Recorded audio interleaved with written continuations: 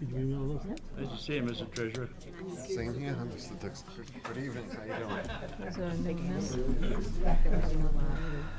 I was just thinking that maybe he's not, he doesn't know where we'll meet. It's up to you, I take those away. I mean, I have can a crew together and say, hey. the license plate. Yeah, it's all my fault. We have 7 o'clock. Change the world. Good evening. It being 7 o'clock, I'll call the meeting of April 20th to order, and if you would join me in the Pledge of Allegiance, please. I pledge allegiance To the flag of the United States of America and to the republic for which it stands, one nation, under God, indivisible, with liberty and justice for all. Thank you, and I just want to note that Chelmsford Telemedia is broadcasting this meeting live and also taping it for later rebroadcast. If anybody else is audio-video recording, please let me know at this time. Okay. Thank you. First item on the agenda is Christopher Davison to give us an update on the engineering review for the Chelmsford Public Schools. I believe the agenda included public input at the beginning of it, We typically do not have public input in a tri-board meeting. but if it was posted on the agenda, we have to. We don't comply. have to. Is there somebody here that, Someone in the audience who has prepared a presentation. a presentation? Well, I mean, it's just a statement. I have a very short statement. Okay. Come over here. Yeah, come over here. She's gonna go right there. Thank you. Okay. My name's Jennifer McPhee, and I'm a resident and a teacher in Chelmsford. I have a unique perspective because I have 2 children who are in the district, a 5th grader and a 2nd grader, and I'm also a 5th grade teacher at McCarthy. So I just wanted to talk to you today about the importance that I feel of maintaining class size that Chelmsford has worked towards decreasing over the years that I've been in Chelmsford. Studies show that small class size is one of the most important factors that can benefit students. A study published by the National Education Policy Center makes it clear that class size matters, and it matters a lot. According to this study, class size is an important determinant of student outcomes and one that can be directly determined by policy. All else being equal, increasing class sizes will harm student outcomes. Chelmsford should continue to work towards decreasing class size. Our class sizes typically increase over the summer and sometimes during the year as new students come into our district. Class size will also be impacted by the new housing developments going into the McCarthy district. The Planning Committee reported that the overall trend over the next several years in Chelmsford is an increase in class size. In addition to the importance of class size, 5th grade is an important transitional year in our district. Students are learning to navigate a new building, manage lockers, schedules, and switching classes. There is a benefit to keeping teachers in their 5th grade positions who have developed a skill set particular to the needs of these incoming students. At the 5th grade level, we are seeing an increase in students with anxiety, attentional issues, social, emotional, and academic needs and challenges. Research shows that gains can be made in these areas as well. According to a 2016 study by William Mathis, student engagement, persistence, and self-esteem are reported as higher when students are in smaller class sizes. I am hopeful that the board can formulate a creative solution to reach a workable budget that will maintain ideal class size, not just in 5th grade, but across the district. Very short. Thank you so much. Thank you. Thank you. Okay. Looking for seats. Okay. So next on the agenda is Christopher Davison to talk about the engineering review. Does he have a presentation?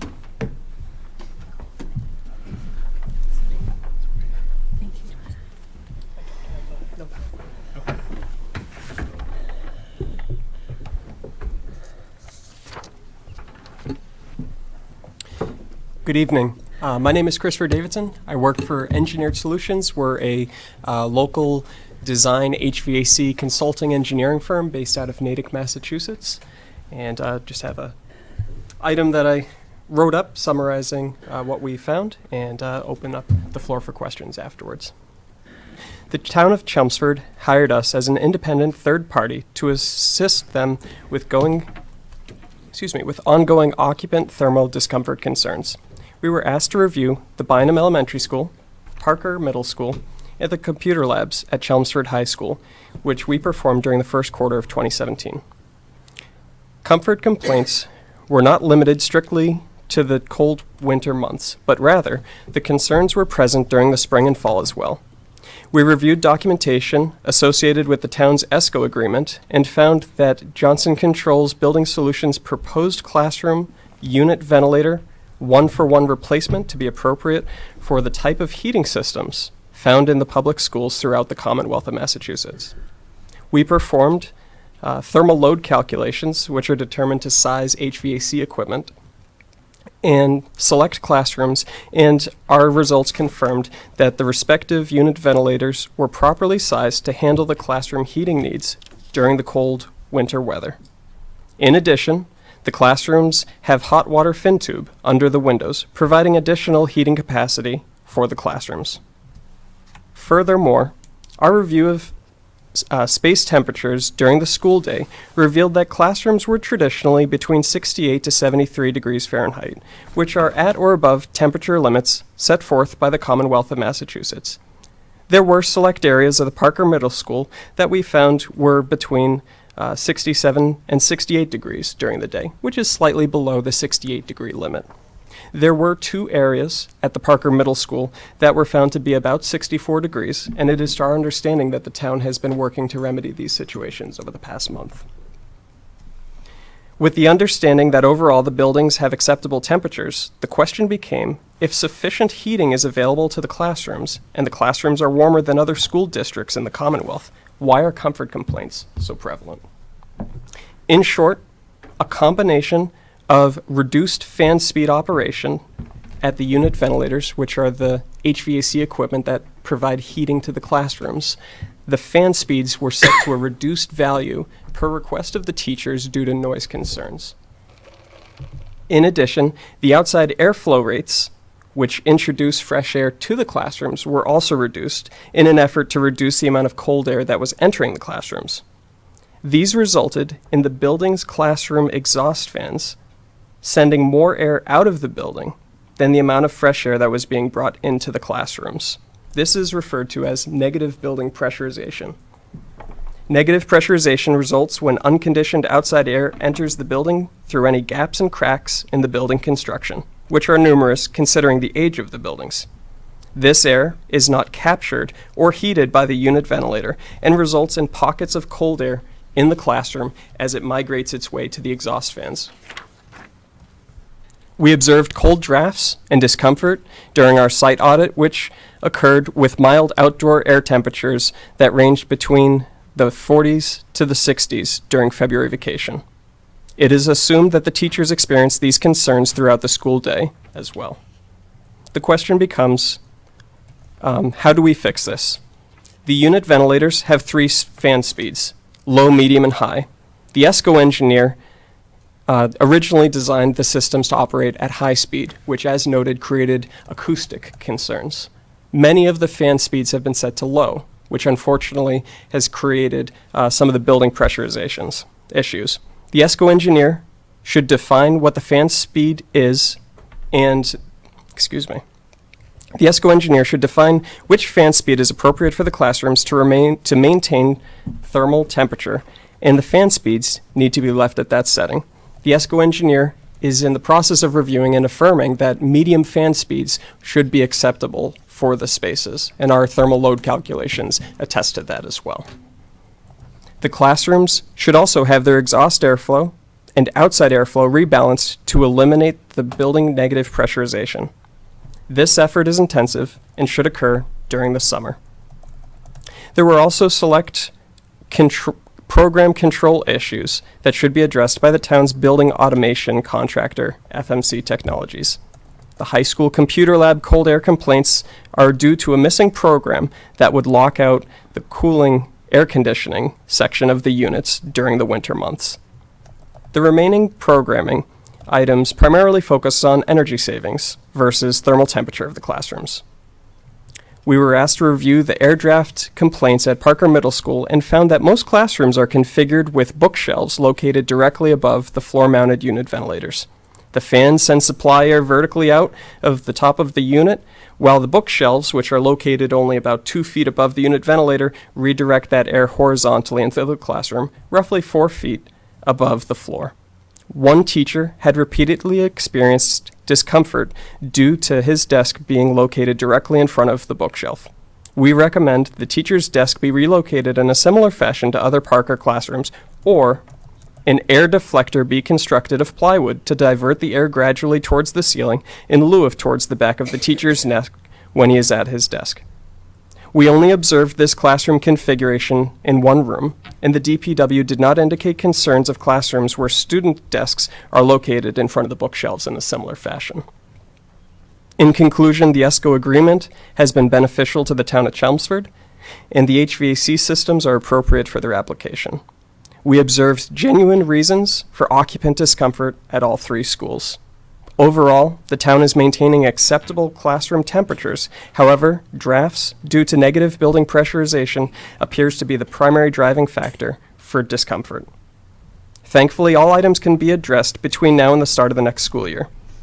This will require a classroom-by-classroom air rebalancing effort, programming modifications, and assistance from the ESCO engineer.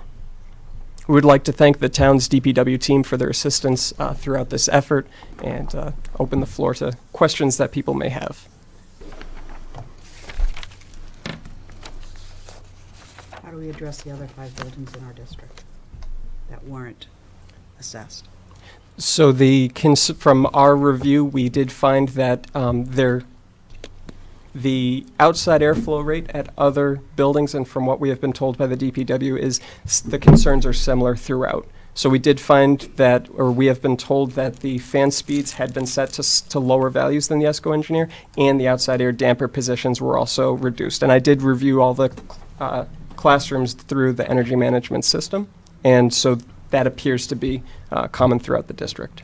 Thank you. You're welcome. Now, if we bring up the fan speed to medium or high, the teachers had concerns that it became too noisy to teach the student. Is there something we can do to alleviate? Because then we're going to go from being too cold to being too noisy, and we can't instruct the kids. And I understand these are old buildings, and part of the problem we're having is because we have old buildings. But is there something we can do so it's not too noisy? It's a great question that you present. When we did our audit, the fan speeds at high settings, it's understandable that people would have acoustic concerns.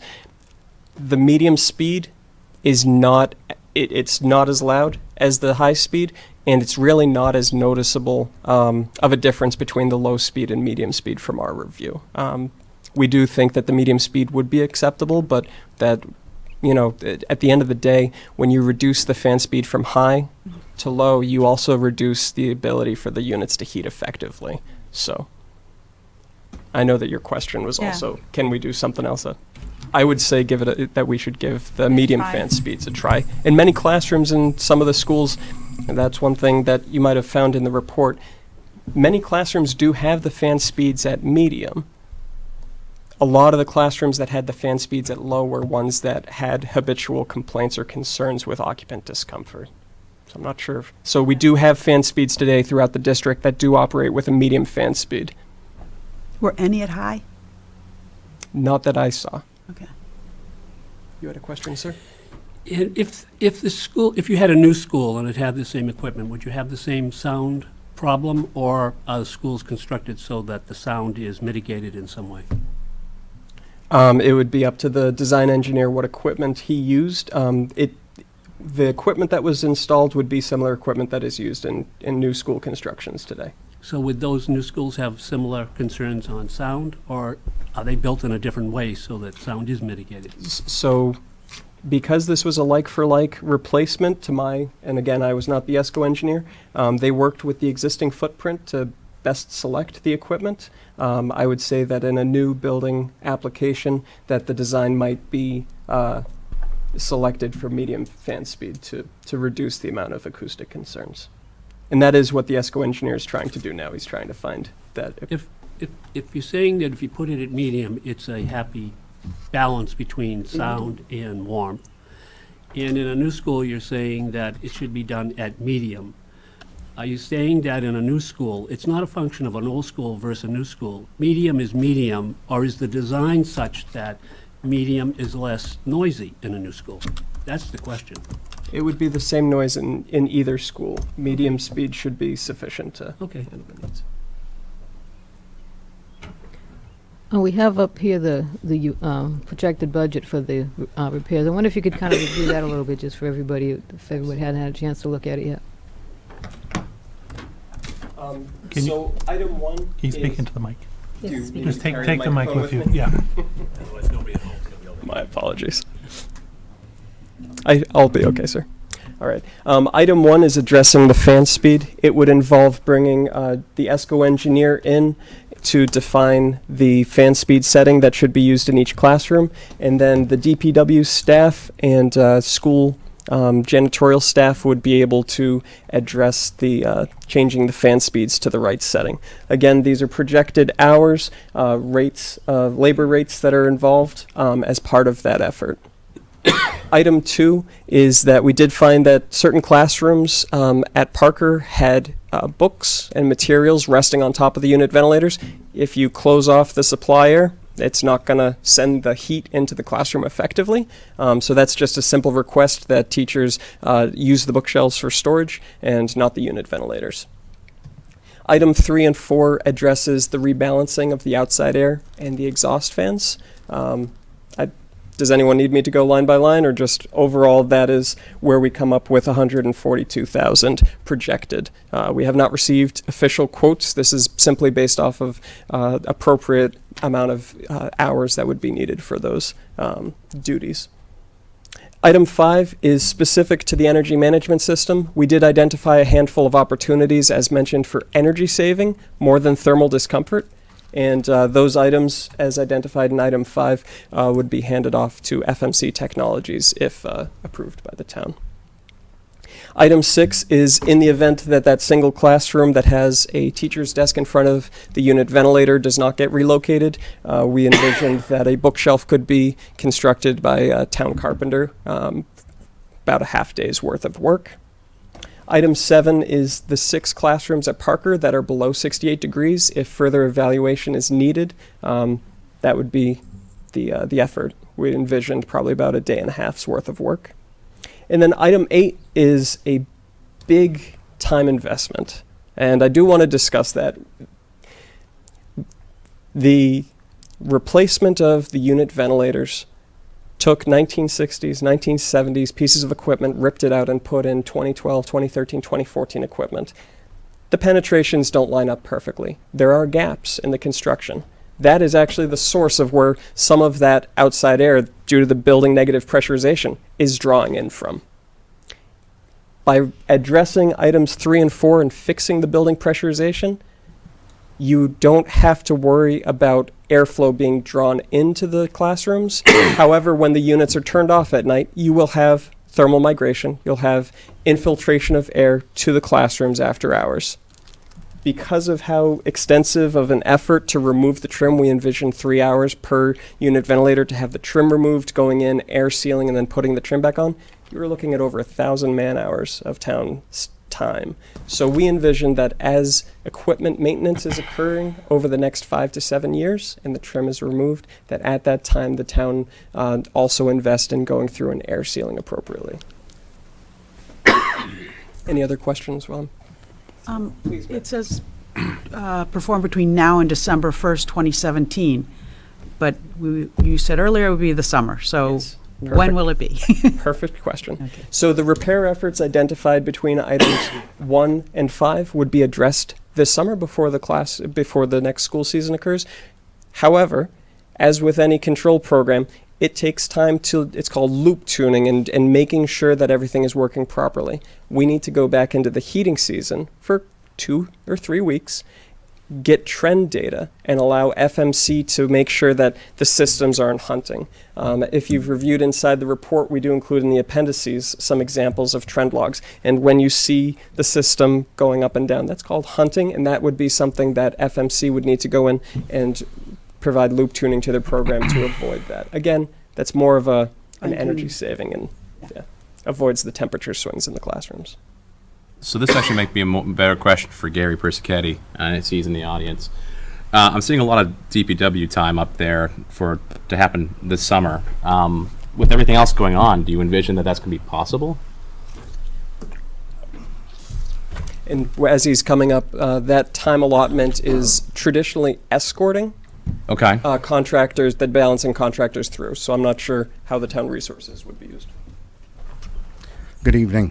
When we say DPW staff, that includes facilities. Okay. And they would be the one, we have a plumber and a electrician that could assist, that both have some knowledge in HVAC. Okay. So in other words, you don't envision it being too much of an undertaking?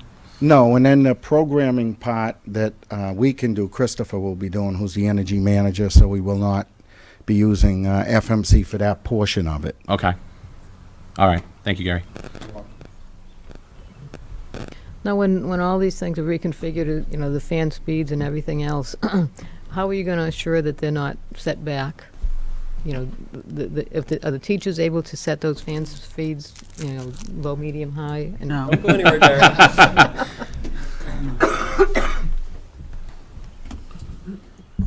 In pretty much every school but McCarthy, we can pretty much control that. All the elementary schools, their univents are up high, and for them to be turned down, usually a custodian or one of our staff would have to do that.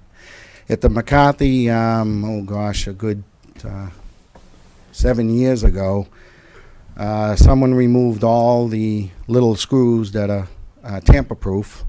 And that's the building that we've had the most trouble in the last 3 years, because when they just shut them off. We even had an issue where we had a whole wing that was cold and went in and all 7 units were shut off. So we do need to get new screws for that are tamper-proof, put them back in, then we should have full control of all of them so that they can't be doing that. Thank you.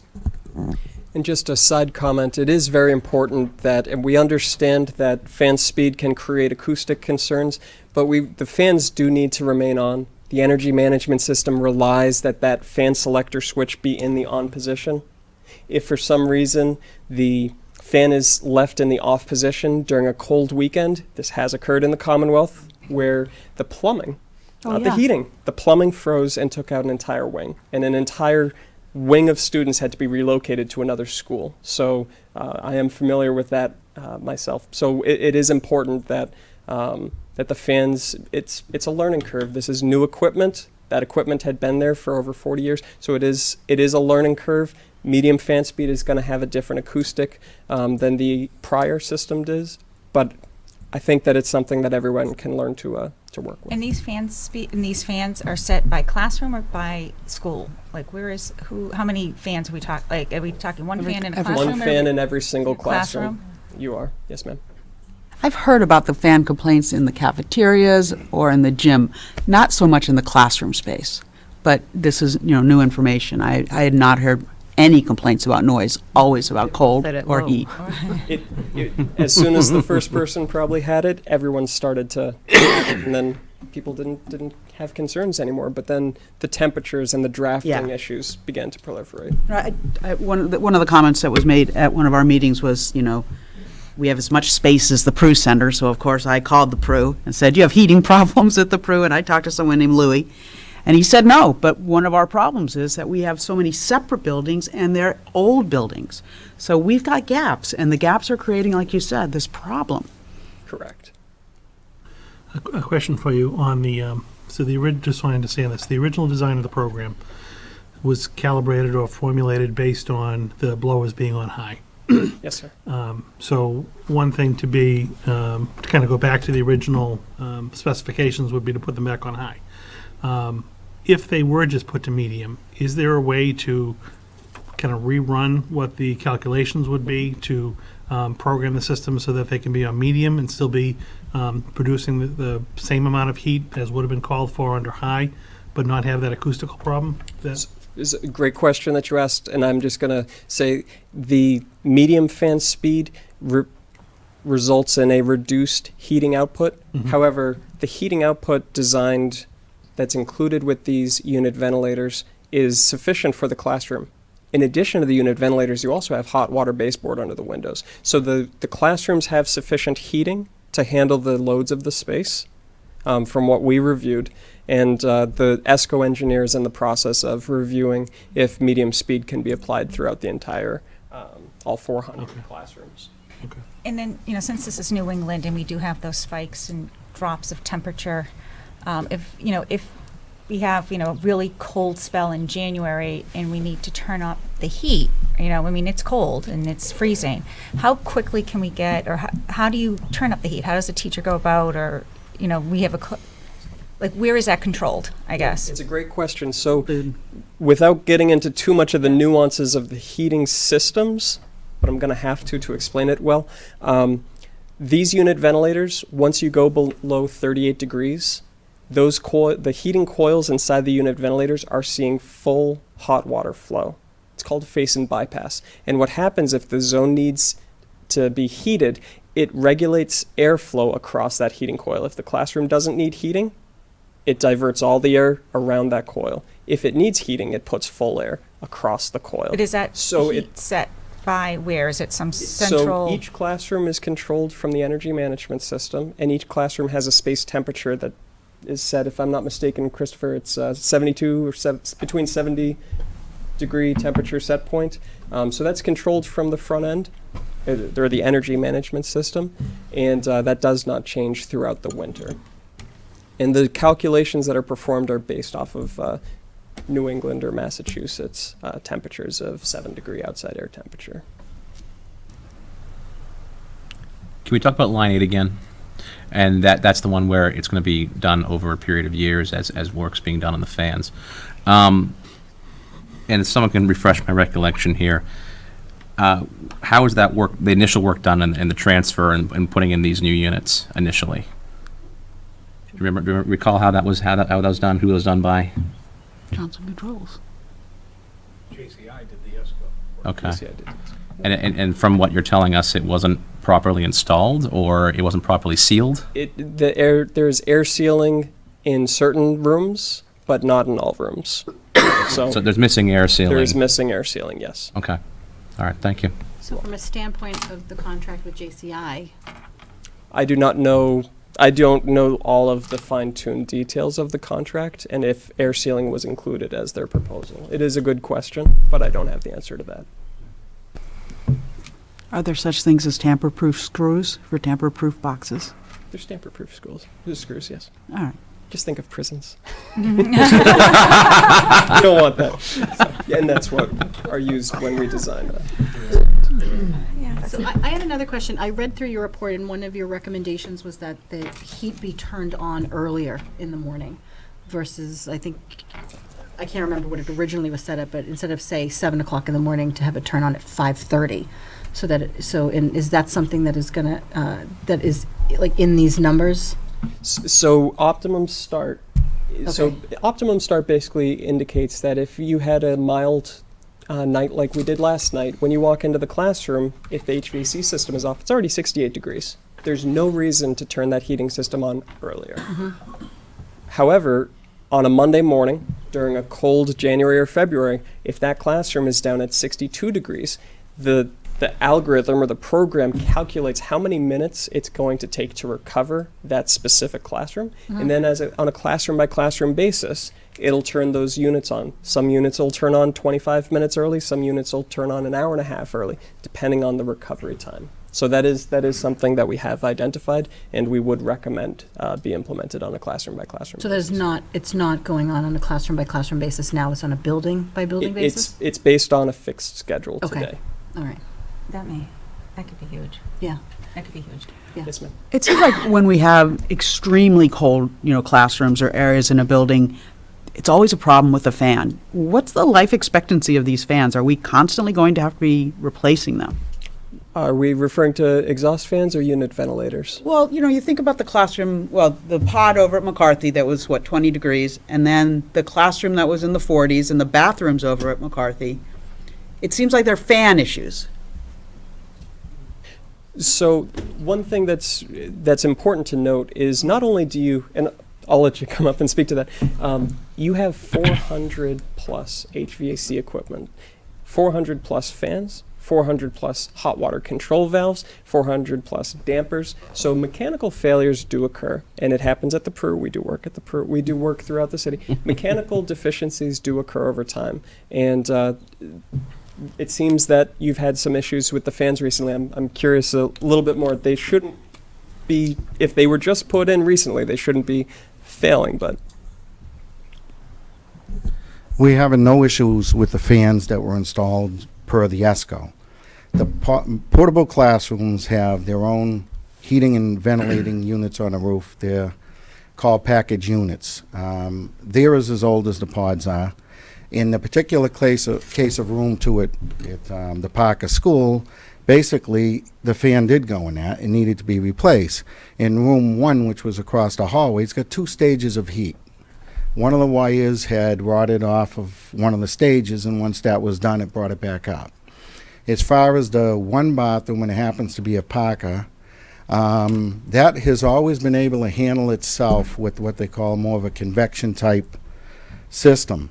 I really can't tell you what's changed, other than I'd imagine it might have to do with this negative air pressure, because you have a bigger unit in the hallway, which I think helps supply that. So what we did in that room is we added a small unit with a fan. So now you have convection and you have the small unit with a fan to make up for that. And then if we are to cure the negative pressure, I believe you're not going to have any issues with that. But we do not have them.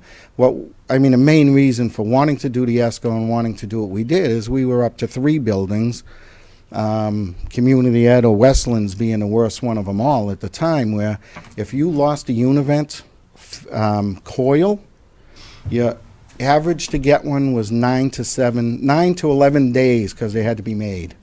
There was not one on a shelf anywhere anymore because they were just that obsolete. I drive a Saab, I know that. any final questions? Well, I appreciate your time and thank you very much. Thank you. Thank you. Paul, do you want to talk about your recommendation on this for the amount, or do you want to wait till we get, okay. All right. And Darlene, you're up next. Thank you. Good evening, everyone. I'm going to just run some budgetary numbers where we are to date through March, fiscal 17.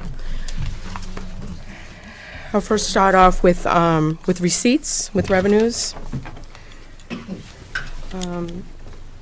Again, these are through March 31st. Tax collection and local receipts have been holding up well, I'd say. I can't say we're strong. I think the past few years we've been seeing very strong revenues, but I think if you look through these numbers from where we are today to where we were prior year, we're just about even. So I'd say that we're holding our own. We're about the same. One of the largest local receipts that we have, again, is the motor vehicle excise. To date, we've collected $4.4 million. The motor vehicle collections are up $40,000 from prior year. We did receive a new commitment for $363,000, and those bills will be due. Some of them are due in the May and June timeframe.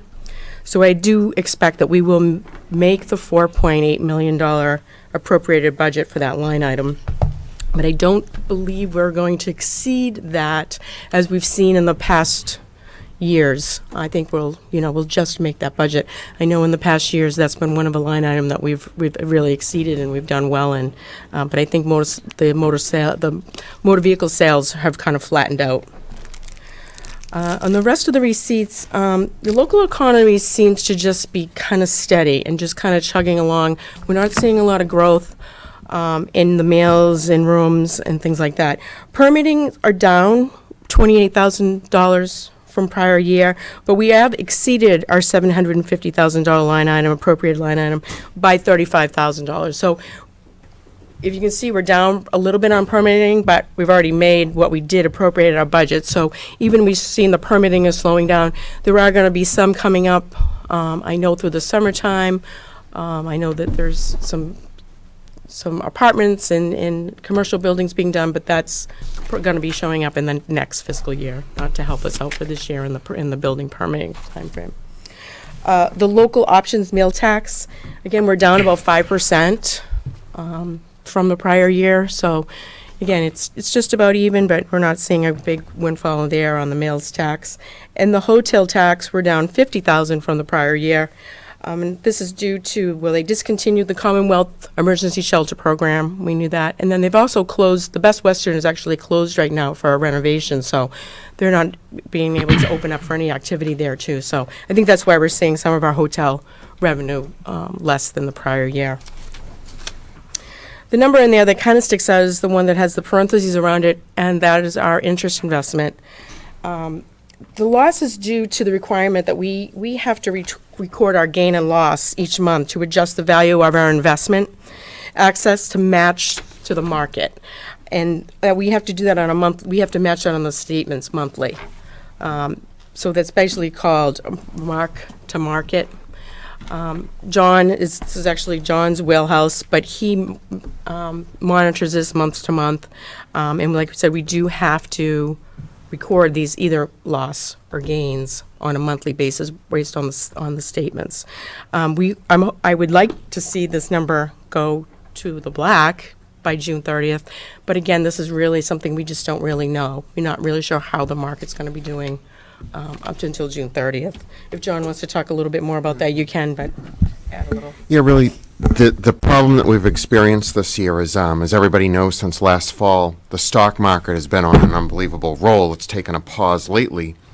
But unfortunately, in the general fund money, we can't, we're prohibited, nor would I want to invest in stocks. We can in equities with our stabilization fund to a small degree, some of our trust funds, but these are general fund monies, working capital, if you will, tax revenue, fee revenue that comes in. The problem we've had is, soon as the Federal Reserve announced that interest rate hikes, we're primarily invested in fixed income. It's professionally managed by a manager. The problem we have is in an increasing interest rate environment, the value of the bonds that you hold are always worth a little less in that type of environment. So that's the struggle that we're in right now. Equities are doing well. Fixed income, if you look at any metric in the market, they are not doing that well. If we get some stabilization with interest rates and that, we may do a little better. But just so, the other thing, as I've mentioned in a past meeting, these are values that are on a statement from month to month and fluctuate. We hold the bonds generally to maturity or when they're called. If we would, we very rarely sell them in midstream before they're due. So these are, if you will, sometimes paper losses. We're not actually, They're unrealized gains. They're unrealized, right, it's exactly. Not cash, it's just a. Right, but what Darlene was Bookkeeping, explaining, yep. yeah, they're unrealized losses, but we can't keep Fantasyland numbers. We have to take our bank statement and mark it up or down to match the market. So that's the reason for that.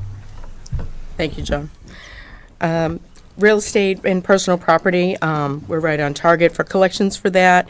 And the state reimbursement is fine there. Everything should be, we're at 75%. Benchmarking numbers is what we're looking for through March. One of the numbers that is doing well and is coming in higher is our SREX receivables, which is the solar, from the solar farm. So those SREX are much higher than prior year. So that is helping with our recurring miscellaneous revenue number. We budgeted 659,000. We've already collected 824. So that's helping in our total for local receipts there. So that's where we really are. Receipts. I really think that by the end of the fiscal year, we will be in the black. For free cash and things like that. But I just think we're not going to be seeing that large free cash number this year. Mm-hmm. So I'm very cautious that I think this year we're looking at a much smaller number than we have in the past years. On the expenditure side, excuse me, darling, could I just ask a quick question? Sure. Rental income. How are we earning rental income? I'll actually give you the categories that we get that from. So the rental income we have a tower that's on top of an AT&T tower that's on top of the town office buildings. So they pay us a rental income. They pay us $2,000 a month for the tower on the roof. We also have, rental income for the town offices themselves. If anybody comes in to use the gymnasium, a basketball league or any league, so we had a little girls soccer league in there kicking balls around, they actually pay some rental income to us for the town offices. We have a lease for the school busing that's parked over at the Forum. They pay us to park over there, so we get money from them. And then we have at the Robin Hill, Acton Road, the farm, we have a lease with that, they pay us a lease because we own the property. So they do some farming out there, and they lease the property from us to do some farming out there. So those are kind of the pieces of the leases, of the rentals that we have. Any other questions on revenues? I guess I'm trying to recall. I wish I had the number here in front of me, and I don't. Where were we at percentage-wise last year at this time? I think we were a little higher. I know, looking out, we were a little higher, but I can't remember percentage-wise where we were at when 3 quarters were done for the fiscal year. Yep. If you look on that far column on the other side, it shows you where. So yeah, we're tracking 76.3 overall. Right. For this year. Right. But we were at 9. I have to see what I have to. Yeah, I know, see that's what I'm our budget saying, is. I yeah. wish I had a report from last year. I would say that we're probably about the same thing. About the same. I'd say so. About this time of year, or we're running about that. I think we might have been a little bit higher last year. I'd probably say we're probably in the 80%. That's what I thought. Yeah, 82 or something like Okay. that. I'll get you that answer though. I'll check back to my reports to see. Thank you, Johnny. But to note your point, this is the only time that I can remember where if you look at the local receipts, that subtotal after line 17, where the current year is actually less than the prior year. Now, it's only a smidgen less. But it's still less. It's still less, and I don't Yeah. recall that ever happening in No, in recent the last years. few years we've been. We would always Trickled up, yeah. Yeah. And John can tell you, and take a moment, about motor vehicle excise trend as well, because we mentioned that, but I think you've seen it in the commitments, John. We're just, the big commitment that we always talk about is it comes in late January, early February, and that's basically when everyone in town that has an existing vehicle receives a bill. It's the later commitments that we watch, because the later commitments are when people buy cars. Say it's President's Day promotion, people, when the spring weather comes, people might go and look for another car. And that's where the town receives its most revenue, is from new car purchases or newer leased car purchases. So, because the depreciation schedule, it falls off fast. So, unfortunately, it's good for your wallet, but the longer you keep your car, excise tax revenue goes down. Mm-hmm. So what we've been seeing, the trends recently, the last commitment was down roughly, I want to say about around between 5 to 7%. I think year to date, it's roughly down about 2% total. We should receive one more commitment of about 300,000, hopefully in May. Reason I say hopefully is because we don't control that. It's controlled through the Registry of Motor Vehicles. Mm-hmm. But they're on a pretty good schedule. So as long as we receive one more commitment, we should be very close. The only thing is we just want to kind of temper people's expectations that the last 2 or 3 years we've been seeing new car sales have been at record highs, interest rates have been at record lows. So it's been fueling consumer demand for cars.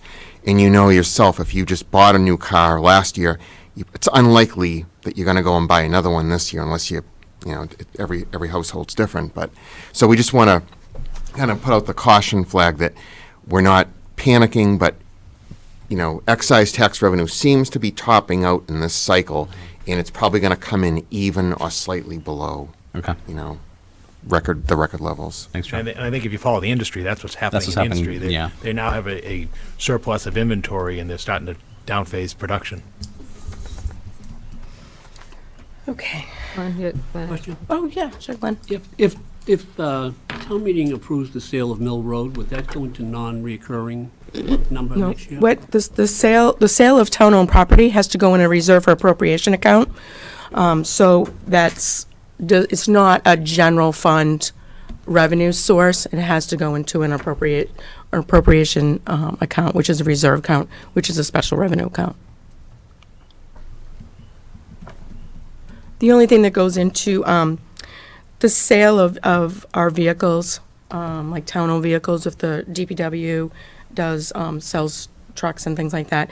Those are general fund revenues, but nothing, the land sale has to be a reserve for appropriation account. Okay. Expenditures. So generally, the budget funding level for the departments, their benchmarks are approximately within the 75% mark. But we do have some noted departments that are going to need year-end adjustments. Talking to the departments, seeing what they're going to need to get through June 30th. We did have a couple departments that will need budget adjustments. Of course, the first one would be, we know, snow and ice. We had to buy extra salt this year because of Gary used a lot of salt getting away from sanding the roads and using more salt on the roads from the stormwater management piece that's coming up. That's one of the things. So we did have to buy a lot of salt this year. We had a lot of contractors.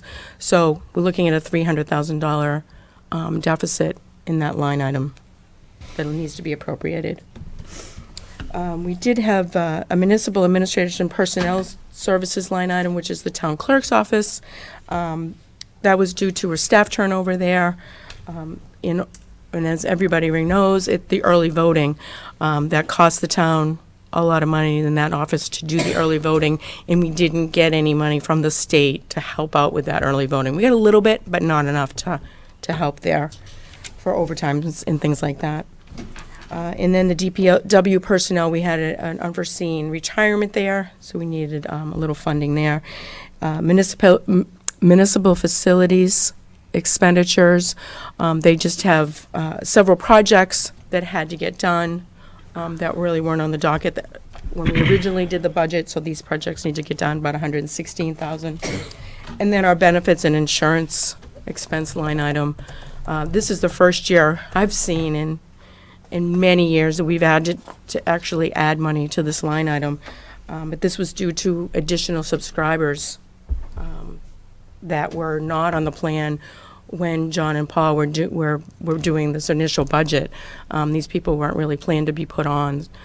So this was kind of took that health insurance budget and pushed it over the original budget that was set. So that's where we really are in expenses. I don't see any turnbacks from any departments. Everyone's running right down to the dollar on their budgets. So again, this is another reason why I think I know that my free cash number is going to be, there's not going to be any turnbacks from departments, and that the revenue exceeding over what was appropriated is not going to be as substantial as it has been in the past few years. So between those two combinations, I find that I just think that the free cash number is going to be small this year. I'm thinking it's probably looking, I wouldn't be surprised if we're looking at a $500,000 free cash. Don't hold me to that, but I think it's not going to be $1 million, I don't think. Just looking at the numbers and where we're getting in to get us through June 30th. So if anybody has any questions, yeah. You said benefits and insurance expenses was due to additional personnel? Subscribers that came onto the plan, and I know John and Paul have been working with this. John can speak to this. Typically what we do, this slide that's on the screen, we're basically, what we have to do each year when we develop the benefits and insurance budget is we're looking outward roughly 6 to 7 months ahead when the new budget year is going to start. So we're basically looking around the time November, December, we're looking at the counts that we have for both active employees and retirees. And we develop the budget based on that. Plus we add a factor for new enrollees.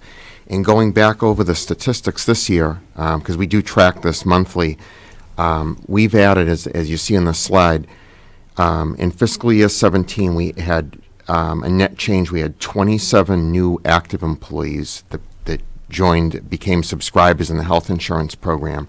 You can see it's broken out, 2 in general government, 25 in the school department.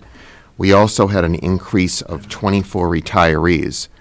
And the number, I went back and looked, this increase of 51 is about roughly double what we'd seen the prior year.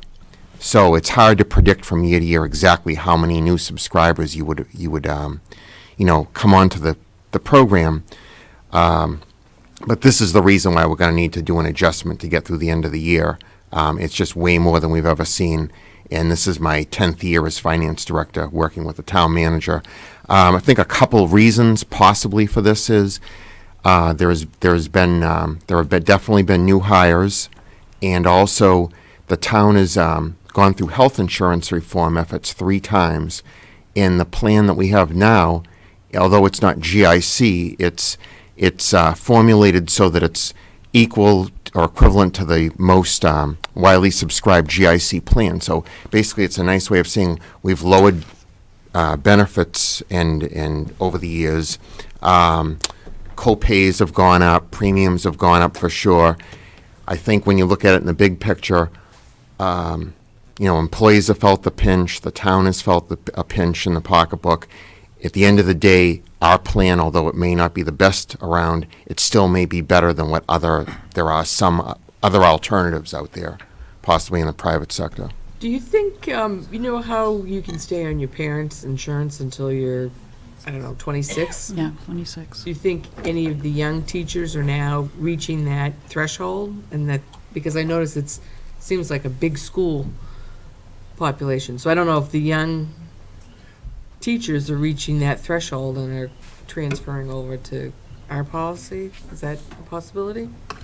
It's a possibility. I mean, our HR director has looked at, did an analysis, and obviously I can't name names. That would violate privacy laws. But when you look at it, it's a variety of staff. I can't say they're all new. Some are existing staff because I recognize names. Some are existing staff. They may have had qualifying events or been on a spouse's plan and joined. But there are definitely, if you look at the number of FTEs, they have definitely gone up the last 1 to 2 years. So that definitely accounts for some of it. How many of the 25 for the school, I assume the maintenance people were part of that, bringing them back in? How many When we did looked, that represent? yeah, we did plan for that in the budget, knowing that the school was going to go to the hybrid model and bring on the staff to supervise the custodians. I believe out of the 25, based on the analysis that Jeannie did, roughly 5 to 6 of that number is related to custodial. So are we seeing a trend here, John? Are we going to see another increase next year around this line? Or? This is what we have to watch. We do track the numbers monthly.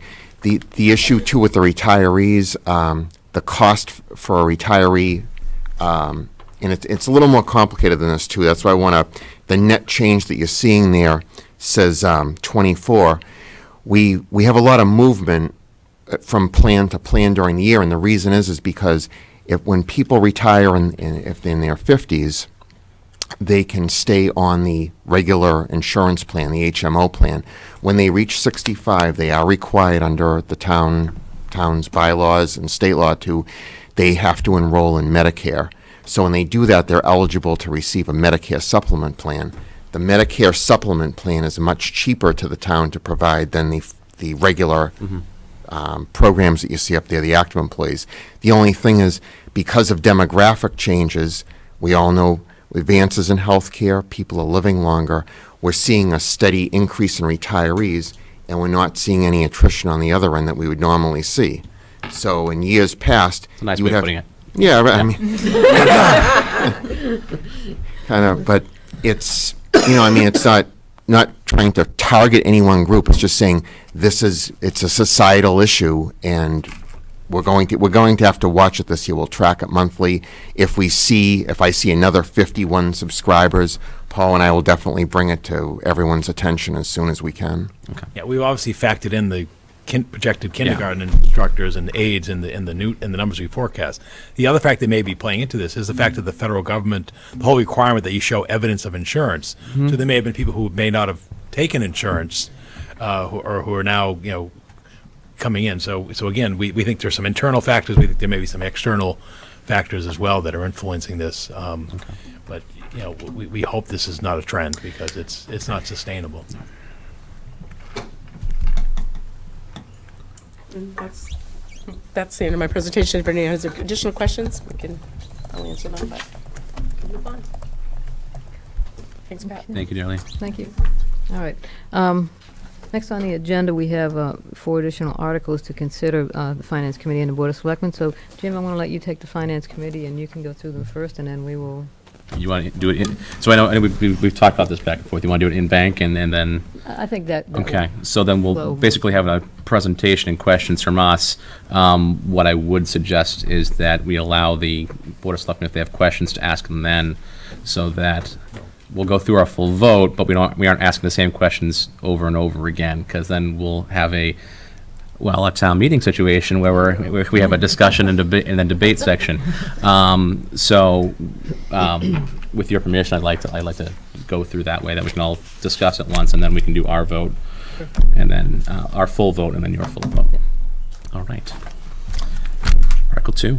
Okay, Article 2, what I have on the screen here, this is the motion, and it's important to see, there's 2 things you want to see. One is the amount, and the second is the funding sources. Under Article 2, we're transferring $436,800 from the General Stabilization Fund, plus an additional $350 out of the $400,000 Finance Committee Reserve Fund to fund the budgetary adjustments that are listed here. And I won't repeat Darlene's presentation, but she mentioned these pretty thoroughly. So you can see that they're not significant, and you can also see the basis of Darlene's comment about that. Unlike when we were sitting here last year, or in years prior, you were getting a break. It just seems like this year nothing broke our way. So where you can see we're drawing down off of the reserve fund, which would leave $50,000 for anything that unforeseen that may arise over the next 2 months for the Finance Committee's discretion to come back. But again, even if that doesn't happen, you're only taking $50,000 going back to the general fund. And then you can see we're drawing off of the General Stabilization Fund with the anticipation, as Darlene anticipated, that we will finish in the black and we'll be able to replenish. So again, it's sort of a year of holding water in this situation. So, again, I think it's also important to note, and I think you see this, you got these $8,000 things and $7,800 for retirement and so forth. That's because we budget based on known. In other words, we don't know, and in the case of the highway employee, it was a long-term employee, and we have a number in a number of departments. People could walk in at any time and say, I'm done employment, but yet you can't budget that way because you don't know. The schools have a system where they give you notice by January or so forth, and in anticipation of that, you have some sense as they're planning their budget in the spring, but there are no provisions in general government side. So we had an employee in the middle of snow and ice season basically say, that's it, I'm through. And as an employee there who had decades of experience, you're paying off their accumulated time, and then you're also covering that gap with overtime. The other one, the community services one, is one very familiar. I mean, I'll say the name because they had a party and everybody knows it. But that was Richard Day. Okay, I mean, 40+ year employee. We all wondered at what time, because again, he doesn't have mandatory retirement. It's only police and fire that have mandatory 65 age retirement in the Commonwealth. So we never knew, and yet he still hasn't gone. I mean, he's still there. So again, but he did Came in front of us. Yeah, he did put into the retirement system. Provided notice. We did do the transition, but obviously when we constructed the budget, as you can imagine, for the year, we had a salary for the director, and yes, there was some savings by staff exchange, but it didn't offset. Because there's some of you who've been on this for a while know we still do have that fund for the frozen sick leave buyback, but this was not that. In addition to that, it was also the issue for the current vacation time or PTO time. So that's what hits us unexpectedly. So on one hand, we're running a $130 million operation, but yet you can see how we're budgeting on known employees during the system. So I think that's sort of the best way to describe it. And as far as we know, we're through the snow and ice season. We shouldn't have any more storms. Knock on wood. And as it was Darlene noted, it was an above average snowfall winter, and particularly late in the season. And so when we looked through it, we were over on salt, we were over on contractors, over on overtime, repair of equipment. Because we budget for an average snowfall winter using that 5-year average. So that's in a nutshell where we're at. So I don't know if there's any additional questions that the Finance Committee or Board of Selectmen may have with this. So what happens, Paul, if we vote this down? If we vote this down, we will basically significantly curtail operations. We can't curtail benefits because that's a required expense. But if you said, hey, we're not going to vote the $8,000 in public works personnel services, then basically we'll just shut down overtime. We're into the season where we're now getting back out and repairing some of the work from the winter and so forth. But those are the type of things we would do. It would have an impact on our service delivery if these numbers were not approved. It's basically a government shutdown. Yeah. Any questions? All right. So I think we should go on to the presentation of the next article. Sure. The next article is Article 4, which is the school budget. So I'll turn this over to the Superintendent of Schools, Dr. Jay Lang.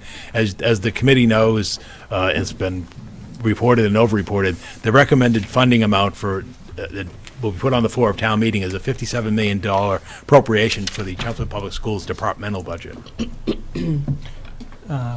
Thank you.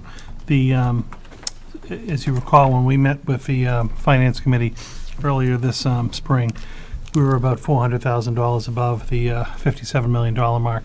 And then we had a couple of items that finalized our budget come to light just over the last couple of weeks. One of them was the transportation contract that we were waiting on. So when all was said and done, we had one bidder. The contract was higher than we had budgeted by about $100,000. So we ended up being about $500,000 over the $57 million mark. The school committee did convene last Thursday, and I brought forward recommended budget adjustments or reductions to bring that $57.5 million down to $57 million. The school committee did support the recommendations, so our budget does stand now at $57 million. The reductions that were required were 5 teaching positions in the district, 2 art positions at the high school, 2 5th grade middle school positions at McCarthy Middle School, and then 1 mathematics teacher position at the high school. Those staff reductions were brought forward based on anticipated course enrollments next year at the 5th grade level, and then also at the high school level course requests, because the kids have just completed the course request process for next year. Certainly not ideal, not recommendations that I wanted to bring forward. As I mentioned to the committee, even though some of these adjustments I think should be made just based on the numbers, I would much rather have been bringing those recommendations forward to be able to reallocate the funds elsewhere in the department to be able to add to some of the service levels that and some of our service needs at the elementary grade level in particular. The other 2 offsets, one is relatively small.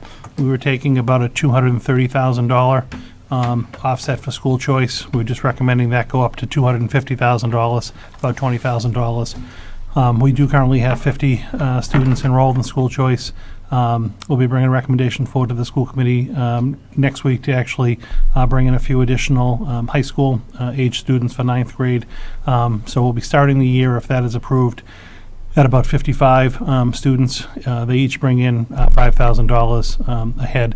I don't want to get too aggressive, but the $250 I think is reasonable as an offset for that, and that would represent, again, 50 kids. Give ourselves a little bit of a buffer just in case a child does accept the slot and then doesn't stay, or there's some fluctuation during the course of the year. And then lastly, to bring the budget down to the $57 million, I did attend the Valley Collaborative. We're a member district of Valley Collaborative a couple of weeks ago, and Chris Scott had made a presentation to the member districts, and their revenues are exceeding their projections for the year.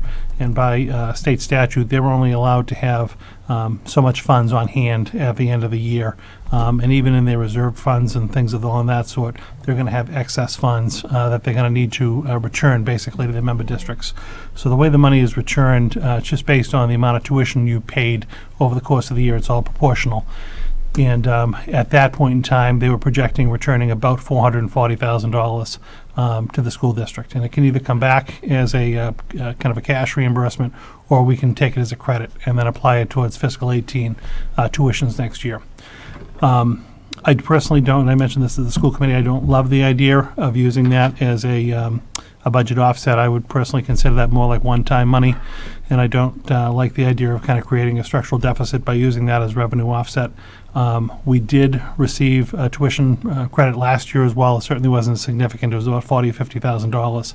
But Valley has, at this point, kind of maxed out all of their reserve funds. They can't hold any more money on reserve. So I do think in future years we'll be seeing a similar credit, or they may actually be at a point where they end up just reducing their tuition.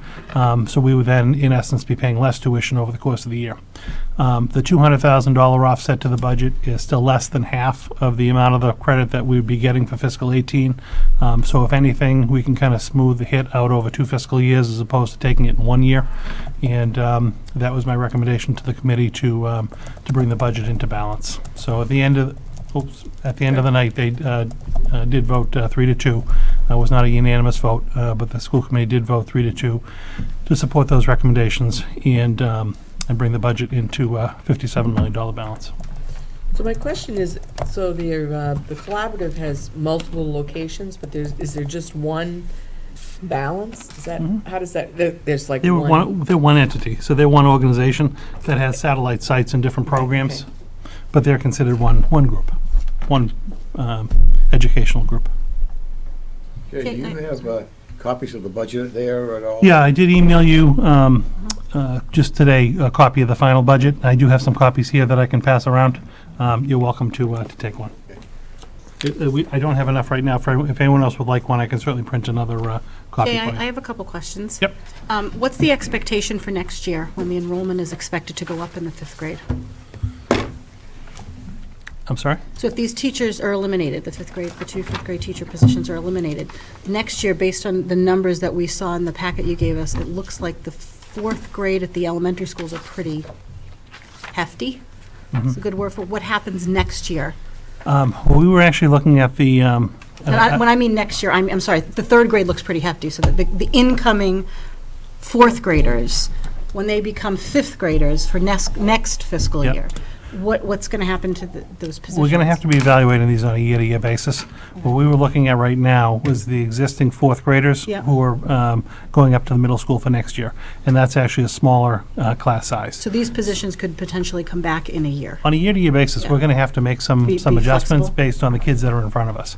And then, yeah, and I understand. And then the 2 5th grade teachers that are being reassigned, are they a team?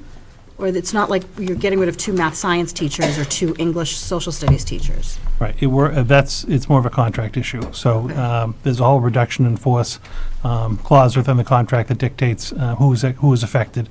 4 out of the 5 teachers that will technically be reduced will be reduced, not reduced, but will be technically transferred into Right. other open positions we have in the district based on attrition. One will be losing a position in the district. We just don't have someone in that particular license area to be able to accommodate them. I do not, off the top of my head, we will be ending up kind of reducing a math, science, and an ELA social studies team out of the 5th grade. So Teachers, again, are, their certification level at that point, most of them is kind of a 1 to 6 general certification, so they can technically teach under any content area. Right, But we'll be following the contract as far as the reductions are concerned. And then, I'm sorry, I had one other question. With the bus contract, I understand it came up well over what was expected. Did you get what you wanted, though? The control, the decision-making? Yeah, so as far, All the parameters, other than the money, all the parameters were what we were asking for? yeah, the contract itself, as far as like the terms and conditions, are favorable to us. I'm very satisfied with the contract itself. The performance criteria, the penalty clauses, things along those lines are all to our advantage. So I'm very happy about that. I'm not happy with the fact that we only have one transportation company in the area, and there's not a lot of competition, quite honestly, for transportation contracts. So we were currently paying $305 a day for a large bus. We're looking back over the last number of years, it was going up about $5 a year. I had budgeted $310, and talking to some of the local towns who were already under contracts at the time, that seemed to be reasonable.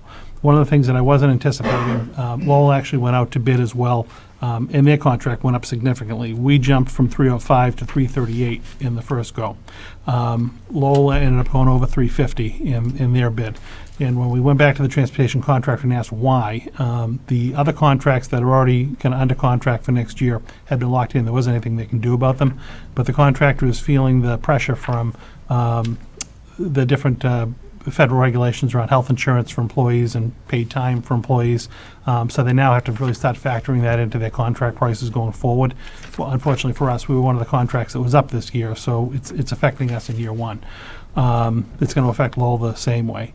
Where there was only one bidder, I was able to go to them and say, listen, this is killing us. We had only budgeted 310. This is like $160,000, $170,000 increase in 1 year. We know you're the only bidder, but we need you to work on this price with us. And we were able to have them drop the price to 330. 330 was the lowest price they can go. And quite honestly, in a situation where there's no competition, we're not in the driver's seat at that point as far as negotiating a better deal. So they did drop from 338 down to 330. The contract, it's a 3-year contract with 2 option years. It is going to be going up about, I want to say $10, $15 a year per year for each of the subsequent years. So we are going to be looking at transportation increases each year for the next couple of years. But given the parameters and only having one really transportation company in the area who even bid the contract, that's about the best we can do. And what are some of the performance? Yeah, so the performance things we do have in the contract, obviously we can dictate at this point, we're going to hire a transportation coordinator internally, which I think is going to be advantageous to us. We can look at the existing routes that the bus company is running. We can try to find some efficiencies within those routes. We'll basically be dictating the routes to the transportation contractor. Customer service will be better on our side because our individual will be able to kind of triage and make changes on the fly and right when they're on the phone with a parent who has a concern, as opposed to then having to go to the transportation company and go back and forth. There are penalties in the contract for lack of service or not timely service, which previously didn't exist. As far as the buses, we were able to really dictate and specify exactly, what type of buses we want to have, how old they can be, what their service records are. We do have a kind of state-of-the-art video surveillance system on the buses. We have GPS tracking now on the buses, so when we do employ the transportation coordinator on our own, we'll be able to have access to and actually monitor the buses and see where they are.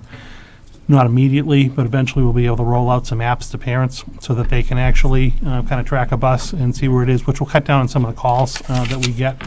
There's a lot that needs to be worked through on that, but the contract is set up to really give us much more control than we've had in previous years. Okay. So I am satisfied and happy with that. What about, are there penalties in the contract for situations like, the pot driver or Auto. Situations like that, or situations where I know there's been a few this year where substitute drivers were put in place and they didn't know the routes and told the kids they had to tell them how to get to their houses. Situations like that where you've got parents that are, their kids are a half hour late and or the bus driver who they put in, the substitute bus driver they put in is completely incompetent. Are there some type of penalties in place for those situations? Yeah, I think the biggest, financially penalties can be applied as far as, if a route is not done in a timely fashion. One of the things that we have to weigh, though, is how many penalties we start laying into a contract, because when you only have one bidder on a contract, what they're going to end up doing is increasing their price to be able to basically pay penalties, just as a cost of operation. So what we about The not, buffer reserve. how about just giving good service versus paying penalties? Right, no, and that's something that we work with the vendor on. One of the things that we do have full control over in the contract is, at the total discretion of the district, we can dictate or we can mandate that a bus driver be removed from service. So we can say if we don't think, bus driver A is really capable and doing a good job, you can employ them as a company and put them in another district, but they're not welcome to transport our students anymore. So we will have that ability under this contract. Okay, good, thank you. With Monopoly, there's only so much. I know, leverage. I know there's only so much we can do when there's only one bus company, but given the fact that we have more control now, we're gonna have a coordinator on site. I'd like that coordinator to, actually have some power. some ability to affect change. Jay, do you think some of the unexpected increase in this contract was to buffer for some of those additional things we Now- put into the contract? Now that they knew we were Now going that to they have a knew we were gonna do coordinator, that, yeah. I don't. I mean, and again, in talking to the contractor, and they were very upfront with me as far as showing financials. The kind of the Obamacare healthcare regulations are killing them. As far as having these people typically in the past, they used to be able to keep them under a certain number of hours and didn't have to provide benefits or any kind of paid time off. Now they have to, so they're actually having to track for that. I think it was inevitable. It just happened to be that our contract was up this year when all that came into play over the course of the last 3 years when the contract was kind of locked in. Boy, aren't we lucky? Well, but it was going to happen at some point in time. I think unfortunately, as Paul mentioned earlier, it's just one of those things that didn't break our way. And again, it's a very difficult situation when you just don't have competition in the area. I do think, even, the rate that we're getting at 330 is still significantly better than the rate that, say, Lowell just got. Lowell actually has twice as many buses. So I do think they expressed to us, they absolutely like this contract. They like working in this community. They want to stay in this community. I do believe for year one, that was their low rate that they really couldn't go any lower than. And again, in a situation where you only have one provider, you don't have a lot of leverage over them in the negotiation. On the 2 fifth grade teachers, what was the class size that made you decide that, it's going to be this low and we want to cut, and what will be the class size because we cut it? We, I'll be happy to forward you the memo that I prepared for the school committee. Off the top of my head, we had projected, I believe, about 185 incoming 5th grade students to McCarthy next year. And there were currently 10 strands, so there were 10 teachers at that grade level. So that was about 18.5 students per class. Again, it's not going to be perfect. You're going to have one that has more, one that has less, but 18 and a half. If we cut down to 8 teachers, 'cause you do it in pairs, that ends up bringing the average class size to between 22 and 23. And across town at the Parker Middle School, average class size for 5th through 8th grade, because they only have 8 strands, is about 22. And you're using current projections, Current right? 4th grade. So we're heading into, house, right? It's the springtime, houses turn. Right. What if there's an influx? What are we going to, what's your plan B in case all of a sudden we get a bunch of middle schoolers coming in? Yeah, the school committee asked this the same question, and again, this isn't something that I took lightly. No, I'm just kind of like, are we, you're going to be short next year? Like, are you going to decide to add more teachers and then we're going to have to come up with more money? What we're going to end up seeing right now, again, the numbers are looking like the existing 4th grade students who we know are factoring up to McCarthy and the existing 4th grade who are going up to Parker are leaving with us with a 22-23 class size average. The school committee policy looks for no more than 25 at the grade levels. So we still have a little bit of play in those particular numbers. If for whatever reason, come September, we're watching our enrollments over the summer and class sizes were going to spike in the 5th grade to 26, 27, 28, I indicated to the school committee I would come back to them. I'm not going to let class sizes of one school, one grade level, be totally out of whack with the rest of the district. And I would bring some other type of recommendation for some kind of corrective action if that was necessary. It may mean reallocating from somewhere else in the budget that we don't want to, but we have to. I think the district is in a kind of a state of flux over the next couple of years as we're starting to see some declining enrollment at the secondary level, but a little bit of increasing enrollment at the elementary level. So on a year-to-year basis, we are going to have to make some decisions around our existing and projected needs for that particular year and how we can best accomplish them within the schools, but still keep very reasonable and respectable class sizes. In this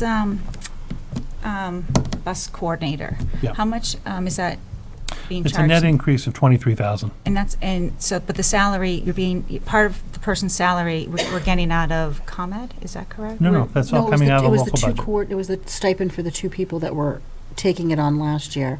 Okay. And they only have to pay for, we only There add were 2 half. individuals within central office, 2 of our kind of executive secretaries that were budgeted to receive an $11,000 stipend each for this transportation kind of triage coordination. So that $22,000 is going to be coupled with a new 23. So that was where the net 23 came up with for about a $45,000 salary for the full-time employee. Makes sense. And there's and Just a question on the community education fund. Do we have excess over there? Yeah. Yeah, and there's, We always do, apparently. And there's no way we can use this, like tap into that for Not for this. It's very tough. Everybody wants to tap into it. We just can't tap into it. It has to be allocated. It's be used for that Has to be facility for used those that programs. facility. If there's a But we're percentage. busing there. Yeah, if we're, yes, and we do that, actually. Yeah. I mean, they are charged. They are charged. We they are? charge Yeah. them transportation costs, because we transport some of their children over to their building. So we already charge them a transportation fee, Can we charge them more? over there. We just have to be, I know that there's $1 million in the account, and I know it's I think we are gonna be looking at the account. Joanna and I are gonna be looking at the account. I think there's been some money rolling in there. I think CHIPS and, I think community, that whole account we have to kind of relook at again anyways, and start looking to see what's really being charged, when the money comes in, is it being put in the right accounts and all that. I think some of it has gotten, Lions, CHIPS. We've talked about that. The issue is everything gets rolled into that one fund. account. Yeah. So we're actually trying to break that out by program to see exactly how much of the revenue expenses are related to CHIPS and how much is related to ComEd. In a nutshell, though, we do have offsets, and you'll see within the budget book, we do have offsets to the CHIPS account. Yeah. We have offsets to community ed. They pay, say, their portion of the custodial cleaning for Westlands. So we are allocating kind of the legitimate amount of expenses in the local operating budget to those funds. It's not really a resource to go take more from. I'd like to tap into it though for other, if But we it could. has to be for that. No, I'd like to You kind know, of think I mean, about if how to do that. So what we can charge against in ComEd is different than what we can charge against in CHIPS, and we're limited in each program what we can charge against those Correct. accounts. It has to be for those specific activities. And I Okay, so think- let's say it's a transfer, some money from the transfer, I'm just And using we've that been as, doing that. Okay. We've been charging transportation. but only to them. the percentage that we use you that use them for. for. Got it. Mhm. Correct. Okay. And I think all you're saying, Anita, is that we just want to make sure that we're tapping into that to the full extent that we Right. can. And I think we do. I think we. Well, I think yeah, this we- year's We do. budget I mean- even shows a more aggressive It does. approach. And Yeah. a few, Right. few line items, it was increased this year. Certainly more than a couple of years ago. Right. Yeah. You have to have a documented methodology No, of how I you're allocating it. I know you know The it. auditors look for that. They Mhm. look for those documents that we course. have to have it documented that. And how these could are we what the shared change, costs- like, and so it's set up by, what, a charter a law? What is it that sets that it has to be for that? Just if we wanted to, like, That's Mass invest. General law. It's, I'll actually send you the revolving, there's Yeah, no, it's not general law. there's a special chapter for that chapter account. I'll send it to you. You can read the language in that. It's very specific to that in the Mass General Law. Yeah, we've had this conversation before.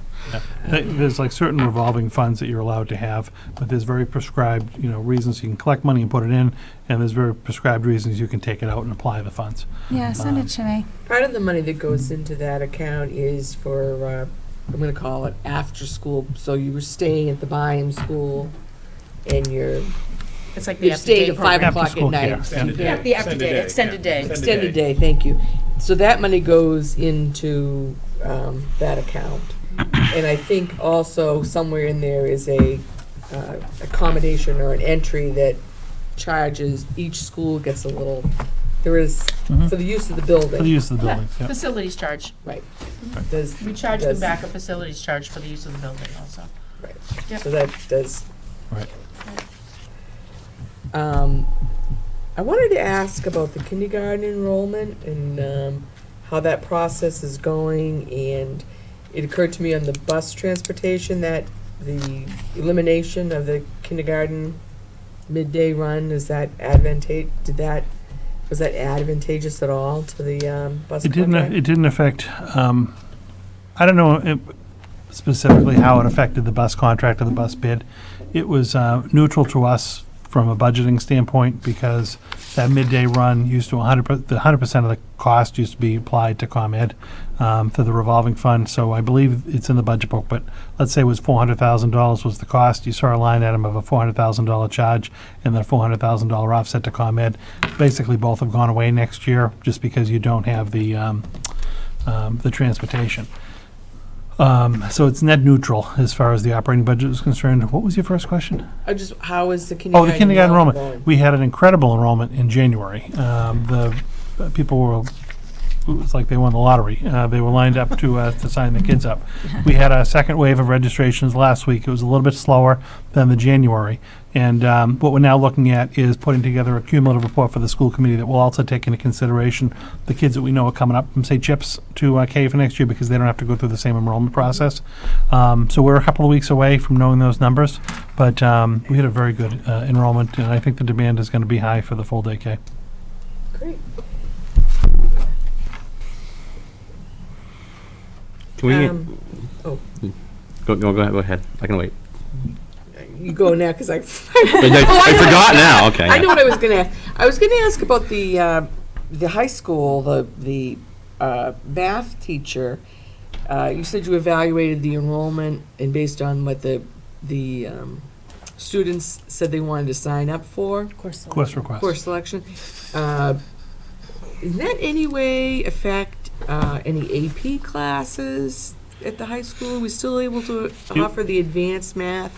Yeah, it won't affect it sections? for next year with these reductions. Basically, by reducing a teacher at the high school, there's 5 sections of math that are eliminated. Most of the sections ended up coming in within like kind of core programming, where the classes could take the reduction. So there were no classes that were eliminated, no kind of AP or high honors classes or anything like that. Course enrollments are going to jump up to be closer to the mid-20s as opposed to being in the low 20s for next year. And I will forward you the the memo that I gave to the school committee that just actually shows you what the before and after numbers are for all those reductions. Okay. I think Actually, Laura I had a have question. one other question. I'm sorry. No, go ahead, please. I've had a few, so. Okay, I just have one question, and it's actually a similar question to what Jim had asked on the last one. If at town meeting, they do not vote to approve the budget, and the primary sticking point is the 5th grade cut teachers, just from the rumblings that I'm hearing in town, what's the plan B?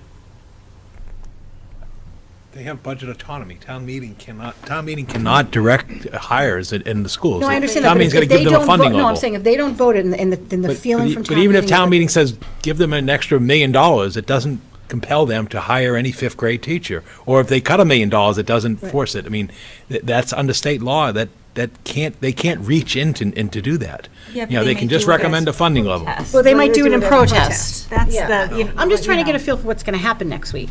So if You should go town to a meeting. school committee meeting. would have to- yeah. Yeah. But if town meeting doesn't vote for the school budget, what are the alternatives? What happens? You have to come back to town meeting before the start of the fiscal year and revisit the budget. I mean, we have to have a budget in place by July 1. There will Yeah. be there will be a special town meeting called in order to address the budget, and there I assume will be no change in what the budget line autonomy would be, Right. because we have no control over that. We can Right. simply make suggestions. We cannot actually compel them to do anything. No, I understand that. I just. So didn't know what? if there was- So if yes, basically, so if we do not approve the budget Right. at town meeting, there still needs to be a budget for the school committee, and therefore, because it's been disapproved of in town meeting, there will have to be a special town meeting prior to the revisit end it. of this fiscal year in order to make sure that there is a budget in place for next fiscal year. And while there may be considerations that the administration may make to make adjustments so that they don't have another voted down budget, in the end, we have no control over what they choose. Oh, no, I understand that. But I I'm just saying, didn't- I I'm didn't just, know- and that's why I'm explaining it that Yeah. way. It's, I didn't know what the process was if they didn't do it. Would we just come back to them with the same budget in June? Or, I I'm mean, curious. Has this ever The town happened? has no more money, so Yeah. That it would be really my comes down to their choices that they make with that X number. Town meeting is basically appropriating the appropriation level. Right. And then it's within the school committee's purview Purview, to okay. allocate the money within line items. And as I mentioned at the school committee last week, in addition to, this base budget, there are other needs in the district that I actually think supersede the addition of those 2 fifth-grade positions at the middle school. So let's say we had another $100,000. I personally would not recommend, given the numbers, just putting back those 2 fifth-grade middle school teachers.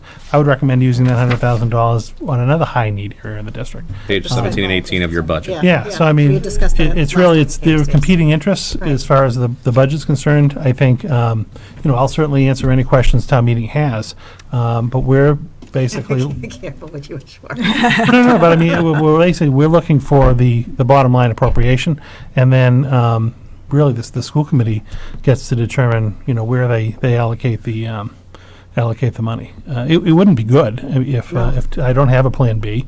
I don't see my recommendation changing, whether it was approved or voted down or not. We're at 57 million. I think 57 million is the amount that the town manager is recommending. I don't personally see it changing.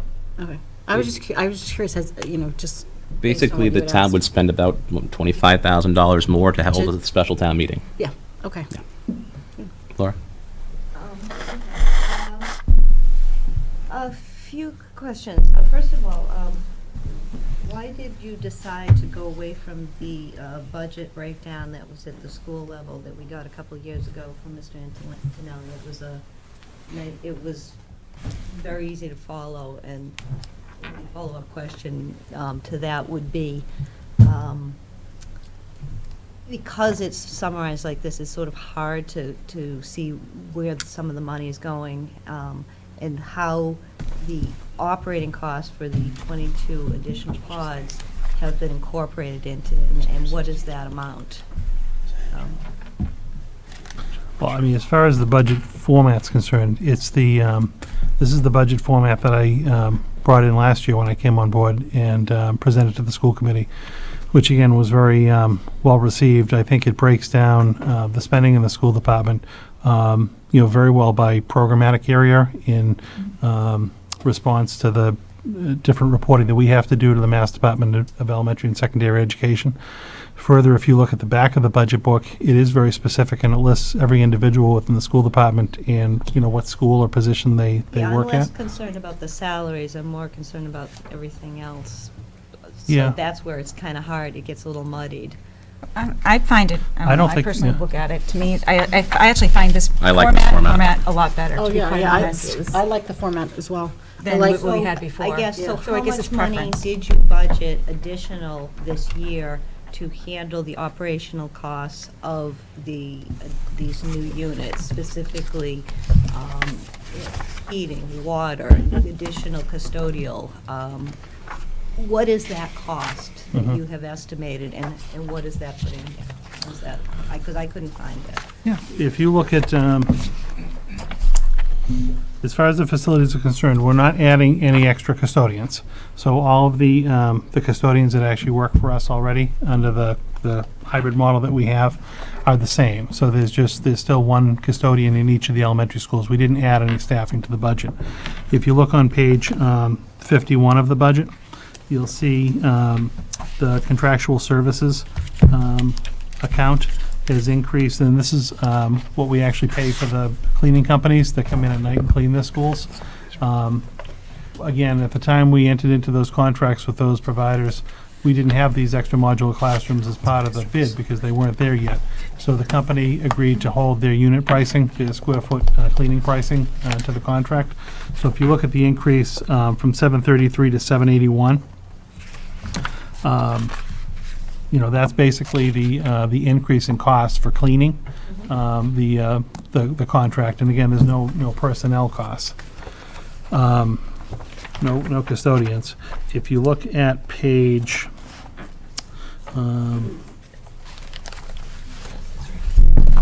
Jay, I think the best way to look at it is if you look at page 19, the summary level totals, you'll be given the codes for the different breakdowns of different code numbers. If you follow those into the rest of the book, at the category level detail, you'll find that each code has a specific page which provides those level details that we're looking for. right for the whole budget. For the whole budget. Right. So if you're looking for general supplies, you go 2430. If you're looking for instructional services, you go 2440. If you're looking for medical and health services, 3,200. Transportation, 3,300. And it's Right, its but own page. I just was trying to understand, since we basically built a school worth of classrooms, what we were doing to support the operational costs, in addition to the teachers that we were going to hire. So that was my specific question on that, and I think that was answered.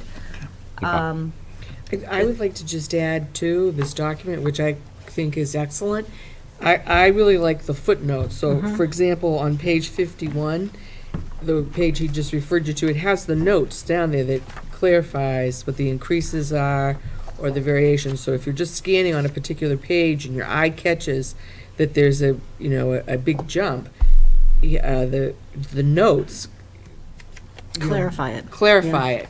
So I find it to be an excellent document. I think if you review it page, flip through it by page with your questions, I think they'll be answered pretty clearly. Yeah, I think then- that's the difference between how you look at it and you going through and looking at the numbers side, and I'm going through and I'm looking at the labels, because that's just how my mind works, but, okay. We're talking money here, so, I think this is a great. Well, let's go on to your next question, Yeah. Laura. My next question, I think I asked this a couple of years ago, and I think I got, we'll follow back around kind of response, so I'm gonna, choice students, we get about $5,000 from choice students. When I look at, estimated costs to educate a student, it can, 13,000 is a low number right now. So, knowing that we can't identify when a choice student comes in, whether or not they're sped until after, or whether or not they're going to be taking AP classes until after they're in the system, is there a way that we can track that we aren't spending more than $5,000 on these choice students? And do you have an estimate or a not actual number on how many of our existing students are using these additional programs?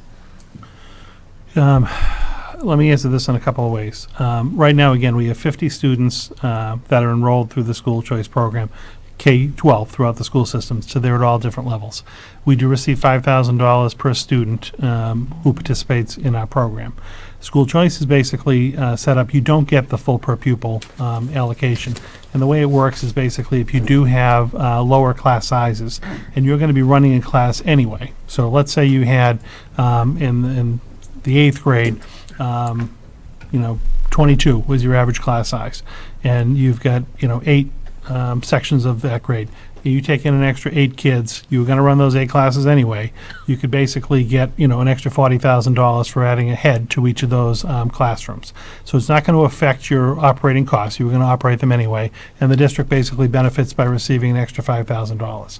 If they're general education students being enrolled and educated in general education classes, typically they don't cost you any significant funds for being enrolled. There's no way for us to really track exactly what the expense of those students is. And again, we don't control whatsoever which students end up applying to the district to come in under school choice. It's a blind lottery. So we have to treat everyone on an equal playing field, and we literally will hold the lottery if we have more students requests coming in than we have spots available. If a student is a special education student and has an IEP that requires additional services, very similar to the circuit breaker, at the end of the school year, we fill out technically like a claim form that lists all of the services that we provide to that student and all the associated costs, and we then submit that to the DOE. And the sending district, or whatever the district the student comes from, actually then sends us money channeled through the DOE to meet the costs of the special education services for those students. So yes, we're paying for those services up front, and technically we get reimbursed at the end of the year for them. We do get reimbursed for the special education costs for those students as well. So that's why you'll see, and I was comfortable again, benchmarking the revenue at about 250, because if we have 50 kids, that's where that's coming from. But I know that revenue is actually going to be higher, and I think if you look, I don't have the number off the top of my head, but if you look at last year's actual school choice revenue coming into the town, it was closer to 400, or it was in the $400,000 range, because we were able to claim the special education service costs for the school choice kids that come into the district. So technically, in the To end, the choice account, not it goes to the special school ed. choice account. Okay. Correct. So that's trackable. Okay. Correct. It is all trackable. It's just that's where the funding goes. Okay, and I guess right at the moment, my last question at the moment would be, something that came up was, that I heard from some of your meetings, was that there's a concern that there isn't enough nursing staff in the schools, and this budget does not address that. So what kind of liability does that put on the schools or the town by not addressing that need for this current year? Again, I think this is kind of it's a desired staffing level, and it's a question about what we would like the staffing level to be and what we currently have and what it's been for years. So we do currently staff each of our schools with a registered nurse. At our middle schools, we have an additional LPN that's like a 0.7 in those buildings. And then at the high school, we actually have 2 RNs instead of an LPN. There is a floating nurse that we ended up hiring because basically we are having trouble, like every other school district in the Merrimack Valley, attracting day-to-day substitute nurses if someone's out sick. And based on field trips and people being out sick and having different needs, we were needing a sub, at least one sub every day. So for the spring, what we're trying to do is a different program where we actually hired one of the nurses so that there could be some stability in their scheduling to basically come and work for us every day. We assign them on any given day based on what the need of the particular day is.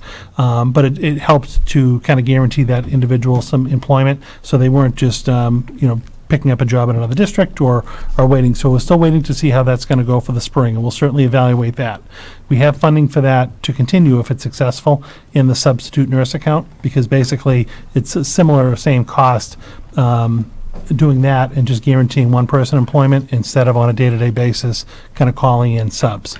There is a request at the high school level, staffing-wise, to go from 2 to 3 nurses. Would I like to see it happen? Yes, it would be a great resource for the high school. But the high school has had 2 nurses for as long as I know.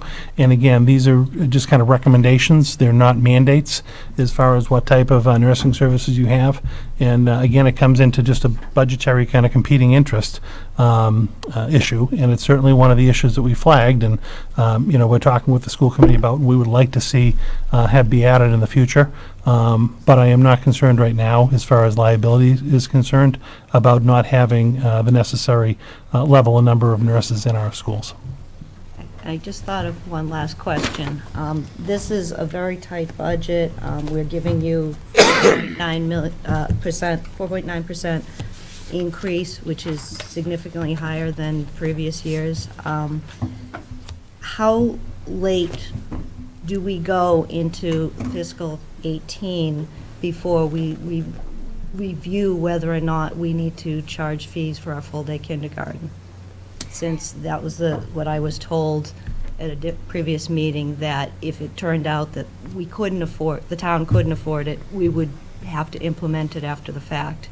And several of the towns around us are still charging for full-day kindergarten, and they also have many competing educational needs. So I just want to know what would be the drop-dead date in order to try to review that properly, so that we don't run into kindergarten registration like we did this time around. Yeah, I again, to answer your question, there, in my opinion, is no drop-dead date.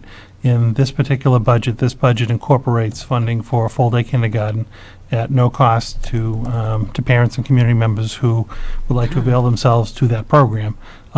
If this $57 million budget is appropriated and approved, we would then not need to seek additional funds.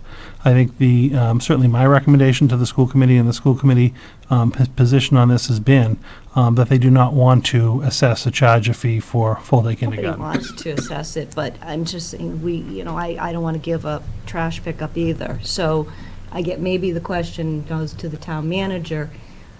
At what point will we know where we are on the town side that we can continue to support the schools?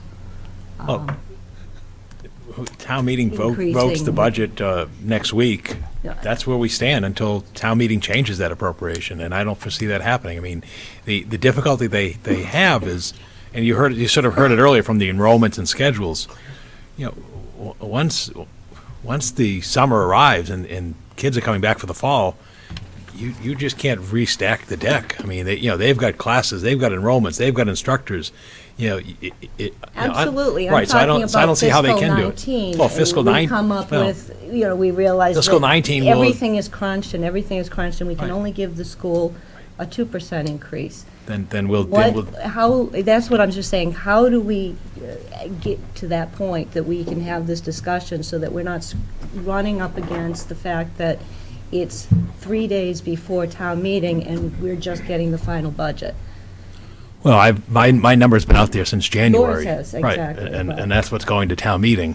I think the problem, as we look to fiscal 19, is we really won't have a handle on that till probably 9 months from now, when we know a number of things. One is, what is the state of the economy? What is the state of the state's economy in terms of revenues from the state level? And what do we anticipate we're going to receive from local aid from the Commonwealth? I mean, what's not being said, and even going back to the introductory public input this evening, what's not being said is the problem isn't that Chelmsford's not stepping up to the plate with its wallet open, because we're going to full levy, folks. And the excess levy capacity is being utilized. The problem is when you've got a governor who promotes $20 per student, which if you've got 5,000 students is less than $100,000, and now the House Ways and Means budget that's going to be debated next week only goes to $30 per student, which comes out to less than $150,000. You heard earlier the bus contract itself was $140,000. That didn't even account for the cost of living increase for contractual salaries, didn't account for special ed and so forth. The problem is that the attention needs to be directed to the state level. This isn't sustainable at the local level. We're at the levy limit. Darlene mentioned earlier. The discussion tonight. What's going on? We're at the margin in terms of we're only able to do what we can do. Now, a couple of things are going to happen. Again, time is going to move on and the economy is going to roll forward. If we hit a recessionary period, we've weathered that storm back in 2008. It's not pretty, and we saw what happened there. We had to do mid-year cuts. And that may take place. But again, all those items are on the table. They'd have to look at bus fees. Bus fees haven't been adjusted since they were implemented. How many years ago was that? Exactly. 2008. 2000, a decade. We'd have to look on the town side. For example, when the selectmen sit down in a few weeks to do their goals, one thing I'm going to ask the community is, and the board to consider for the community is, we're seeing a rapid influx of rental commercial housing projects, and you've heard the litany from Hunt and Littleton Road to Turnpike Road and so forth. Those aren't owner occupied homes. Those are commercial revenue rental properties. And so I think the question will have to be examined by the community is, well, why are we paying trash pickup for the commercial collection for those rental properties? Because that's a change in dynamic of the community. And yes, we know the history of trash collection and the override and so forth. But again, I guess my point of bringing that in is we have to look at everything and see how do we sustain this, because the problem that's being discussed, the question was asked earlier, well, gee, what's the additional cost for the fact that we're going to bring in a transportation coordinator, and it was $23,000, whatever. Well, the additional cost of benefits for a person who takes our family HMO plan is $17,490 for the upcoming year, and that's not accounting for the other benefit costs such as Medicare tax and the workers' comp, everything else insurance. So basically, you're talking $20,000 when you add an employee. And so we've got to be looking at everything, and we are looking at everything, and you see these numbers. So, whether you're in the library and you say, well, geez, we're not adding any full-time equivalents, but yet we took somebody who left and we added it to another part-time person, and now that person who was working 17 hours is now working 26 hours, they're now eligible for benefits. And it could be happening on the school side. They have an aide who then there's an increased demand, and we're seeing it for special ed, what have you, and all of a sudden that person crosses the threshold. And then also Darlene has to go back and track everybody, because we have to report that to the state. And if we cross that threshold for substitutes or what have you, we got to meet those costs. It's very challenging. And so I guess the answer to your question, Laura, is there is no magic answer. The answer is we stay on our toes, we look at all the situations as they arise, and then we adjust for them because, it was mentioned earlier, they've got legitimate additional funding requests. The superintendent noted earlier, hey, if he had an extra $100,000, it wouldn't be fifth grade teachers. He's got a laundry list. Well, you can imagine there's a laundry list on the town side as well, from the police department to the fire department to the highway department, and senior center and what have you. It's a difficult period, and again, a lot of what we're weathering, if you look at it, is we're worried, and you're going to hear it next week on the darn stormwater thing. The mandate that came down from the federal government that's going to cost this town, $60 per household. I think the long way to answer your question, Laura, is we just have to evaluate it on a year-to-year basis, and we have to do our diligence, stay on our toes month to month to see where we're going, because you're right, this isn't sustainable. And the big driver, as you noted, and it's 40% of the state's budget, and it's a big thing in the federal government budget, is health insurance. We're weathering an 11% increase in our health insurance budget because of what's driving us, and none of this is sustainable if it doesn't change. So I guess your answer to your question is we don't know, but the best we can do is what we continue to do, which is, adjust and stay on our toes and move as it comes along. So, it may not be as simple as something that can be solved by the implementation of a kindergarten fee. These are issues that could again not just affect Chelmsford, but affect every community, and affects the state, and it's obviously affecting the nation in terms of how do we continue to sustain infrastructure in the type of climate that we have, that we're not putting the adequate investment. We're sitting here today, we still don't even have our state road monies released yet by the legislature, and we're in construction season. And once again, it's the same $200 million. They're in conference committee to debate whether they should give us a one-year allocation of $200 million per year, or 2 years at $200 million per year. And what's not being said is that $200 million has been the same number for the last 10 years, and it's not adequate, because when the numbers were submitted to the state, you really need about $500 million to meet the needs. So the problem is it's an underinvestment, and I think what the superintendent and the committee and everyone is struggling with is we're just going to have to confront it as it comes, and so I can't give you that answer of what will we do next December or next January or next April when we're coming to the next town meeting. I wish I could, but these are very challenging times. So I think additionally, Paul, in attacking at the state level, it's why we started looking at the local level too, through attempt to increase and target local revenues, and also address the shift to CIP from residential. I think that's the only other avenue besides attacking the state level. It's controlling your income and not just looking at your expenses. Right. Right, and I agree, but what concerns me in those discussions is people say, well, that's the answer to tax relief. It's not. It's not. What it is it's the answer of probably providing these services that we want to provide as a community, and that's the struggle, because it's in their book. You just heard it, page 18, 19, their request, and there are others across the community. None of us are providing what we want to provide. Every department has asks that we've approached that they would love to bring forward, that they just simply can't currently. So I guess my follow-up question, and I promise I'll be quiet after this, would be, what changed on this town side since you have been town manager, that you feel that you were able to give the school this extra $1 million to start full-day kindergarten that we didn't have in the past? Well, again, I can't dictate or decide what programs the school department chooses to implement. But you can dictate how much money you give him every year. And I think if you've seen anything over the past decade, I think I've been very supportive funding-wise in each of my budgets for the Chelmsford Public Schools. I list that slide every time at town meeting. The priorities, education is number one, then it's public safety, public works, public health, remainder of government.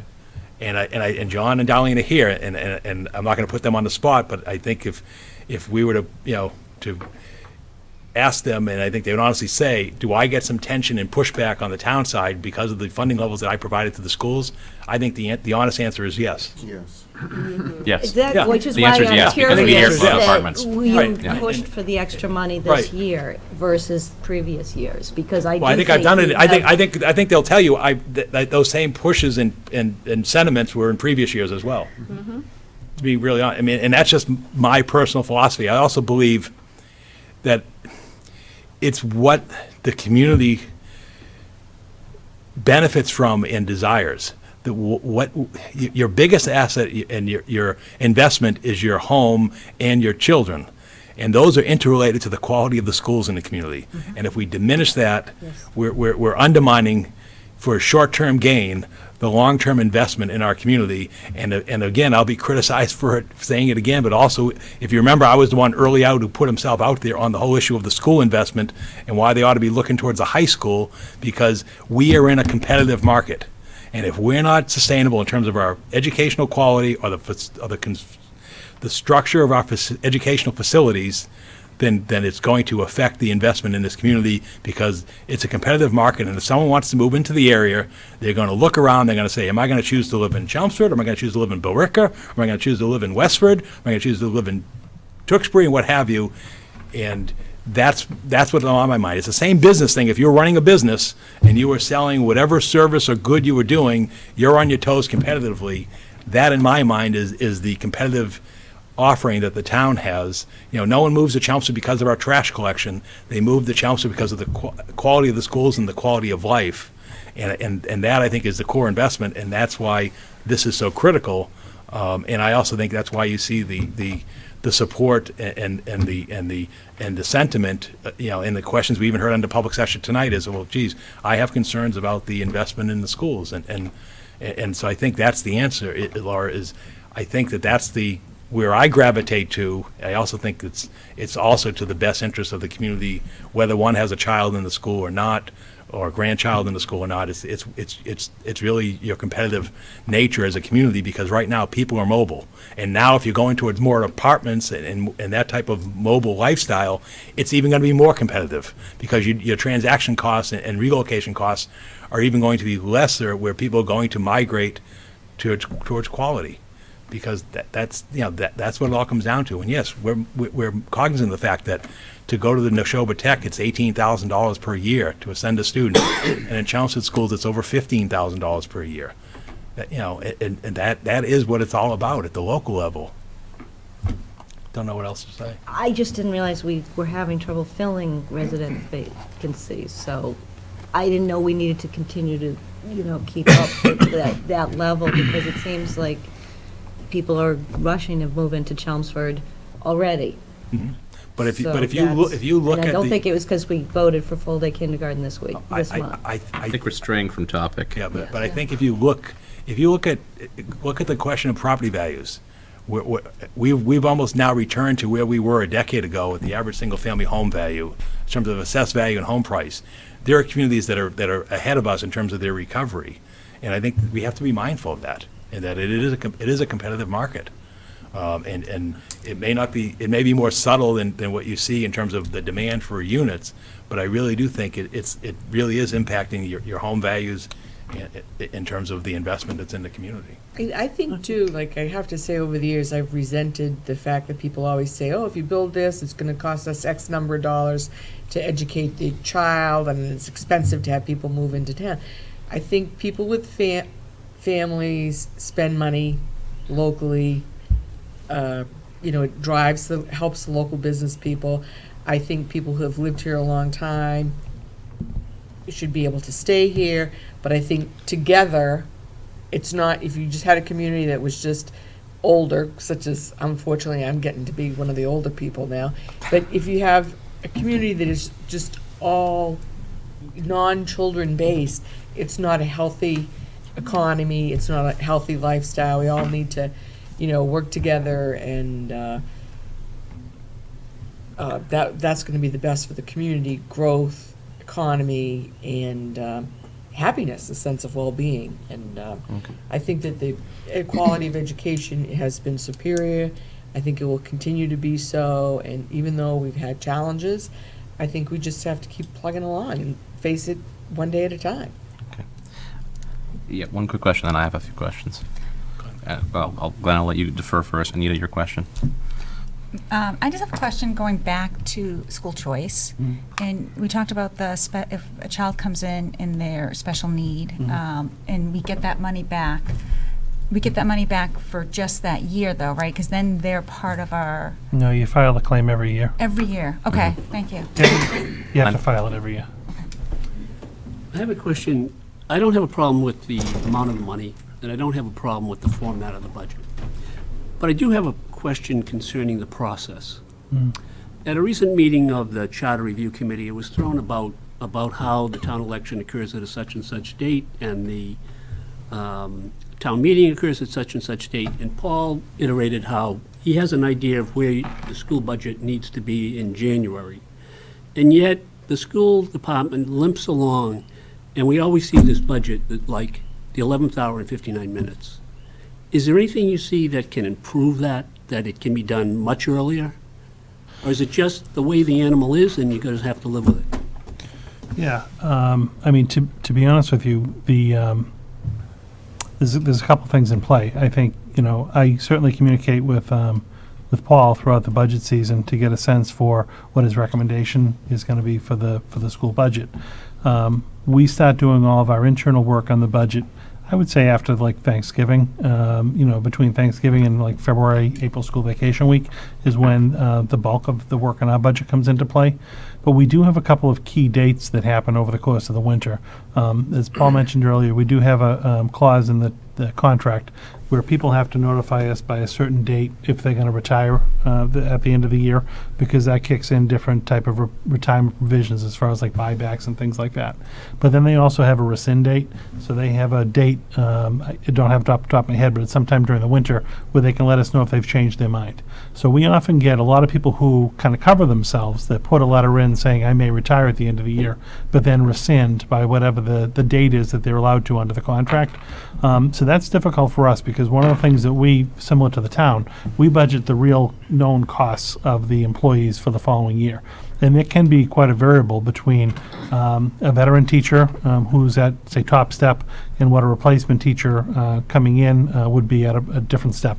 You can have a $30,000 variable in salary, and if you have that over a number of teachers, that can kind of skew your numbers and throw them off a bit.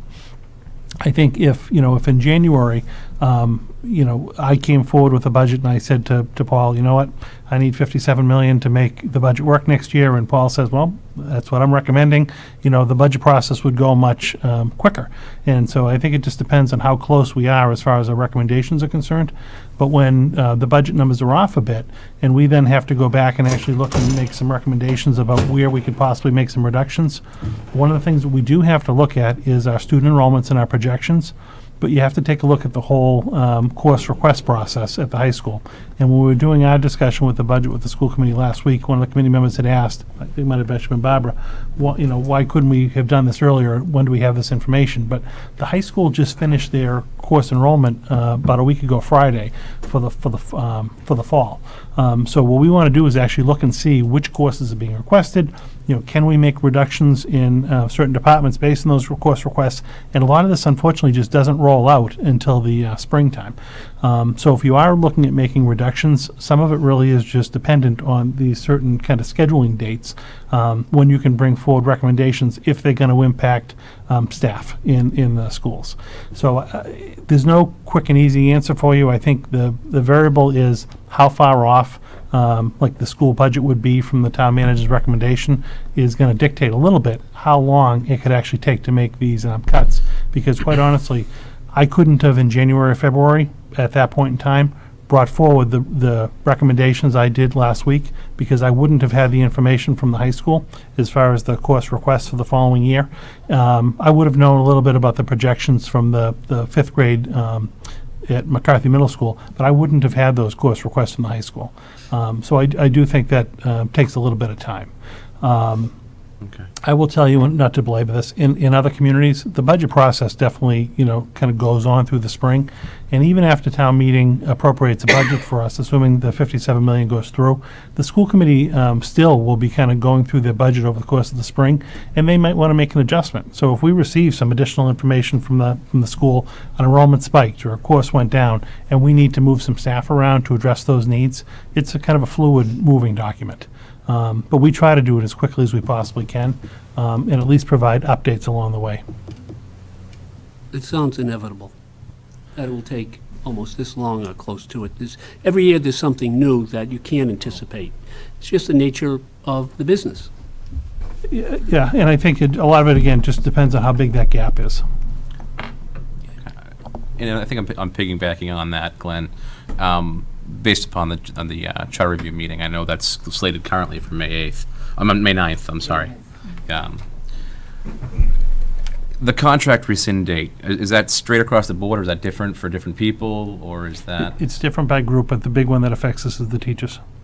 Okay, so, but it's based upon a slate of type of employee rather than? Correct. Okay, so is that something that can be adjusted or addressed in the new contract negotiations? That's where it would have to be addressed. We're in negotiations at this point in time. Mm-hmm. I don't remember the date off the top of my head, but I can look into that. Because if that date can move, that can adjust what we're doing for the budget process. Same with course request dates. I mean, I know that you said that just about last week or so, just a week and a half or so, can those be done earlier? Would that be too early? To be honest with you, for the high school, this is still early for these requests. This is not like too late in the game as far as other high schools go, because you also, you've got your 8th graders from the middle schools that are going up to the high school. They need a lot of help kind of figuring out which classes they're going to get into at the high school level.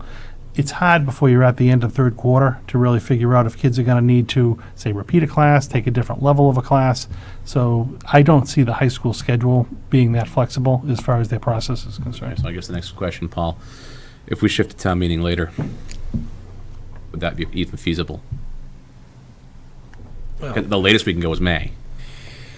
Yeah.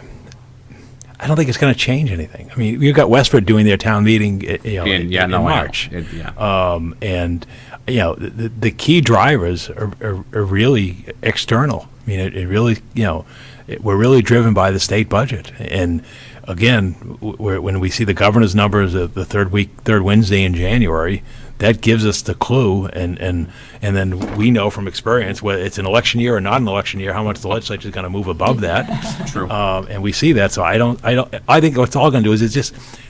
I think one of the problems we have as a community, and I think it's a problem that communities have in general, is we spend too much time on the budget.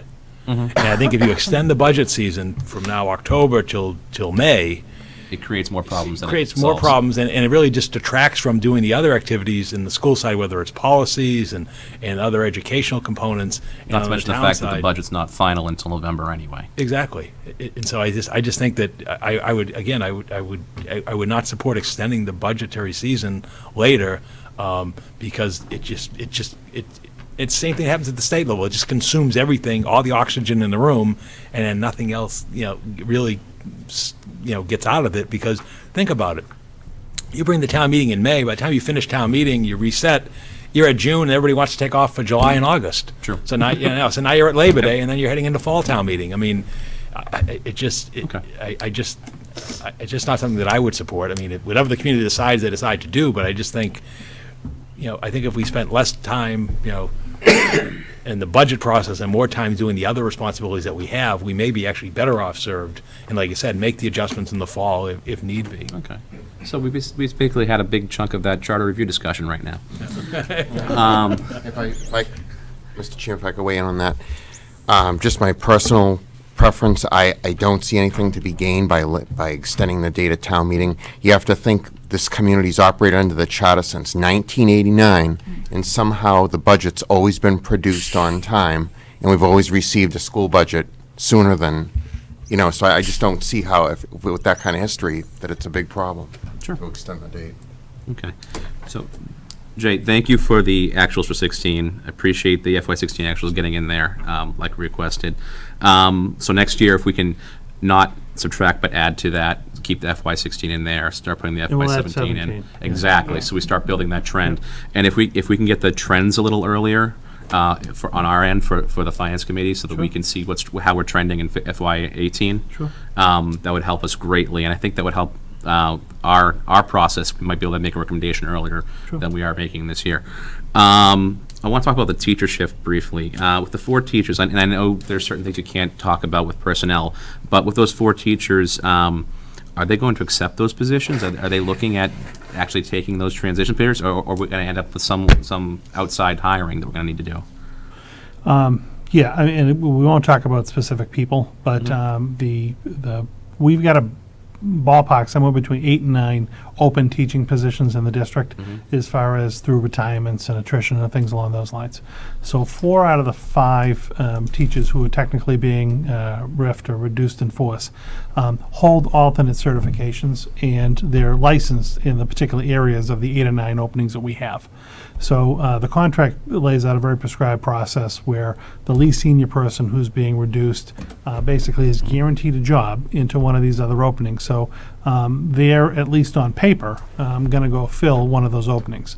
So they're not being, they're not losing employment. Whether the person ends up deciding to take the job and stay with us is totally up to them. They might also just take a job to secure it, to see if something else opens up in like round 2 or round 3 of the hiring process. But those 4 out of 5 people at least will have gainful employment within the district in an area for which they're licensed. I think that kind of flows into my next question was, if say those positions open up again based upon enrollment figures when we hit the fall, Yes. and the summer, which sometimes happens because we have a larger than expected enrollment, are they going to be given that first choice to go back into those positions? Yeah, the contract again is very prescribed. In the first year, they almost get like a first right of refusal to go back to their job until it's filled. So if the job comes back between now and the first day of school, those people would automatically have the first dibs at going back to their old position. Okay. So if every year we're going to evaluate these positions and these class sizes, and that's what you mentioned earlier, I mean, it seemed a little tumultuous. How seamless do you see this transition being if we're doing this reevaluation every single year? I think it's just a process that we need to go through. I mean, we're again, just unfortunately, if we were in an across the board, our enrollment was increasing or it was decreasing, this would be a much easier discussion. I think, unfortunately, right now, what we're seeing is we've got some excess capacity in the middle and high school, and we have some probably needs in the coming years at the elementary school level. So I think we're going to have to, unfortunately, on a year-to-year basis, shift some staff around to be able to fit those needs. Would I much rather, leave, say, a team or some positions filled, knowing that, 2 or 3 years down the line, we may need to reinstate them? Yes, it'd be ideal to not disrupt, the teaming process, but in the same respect, we just don't financially have the resources to be able to do that right now. And I do think on a year-to-year basis, we have to make these choices. As far as those 2 extra budgeted kindergarten teacher positions that we were talking about previously, how are the enrollment figures looking, and do you expect that we're going to need to fill those positions? Yeah, I honestly need about 2 or 3 more weeks to kind of finalize those numbers. If I base the decision just on January, I would tell you we may need to use them. Okay. But again, with the April was a little bit lighter than we had anticipated, there's a chance we may not need to fill them coming right out of the gate. But I need to get the CHIPS kids moved in to the kindergarten slots first before we can really know. Okay. We will be giving a report to the school committee at their second meeting in May, which I believe is on the 16th. Happy to forward it to you to just keep you in the loop at the same Great, time. thank you. And we'll try to make a decision before we leave school for the school year, because we want to be as ready to go for September as possible.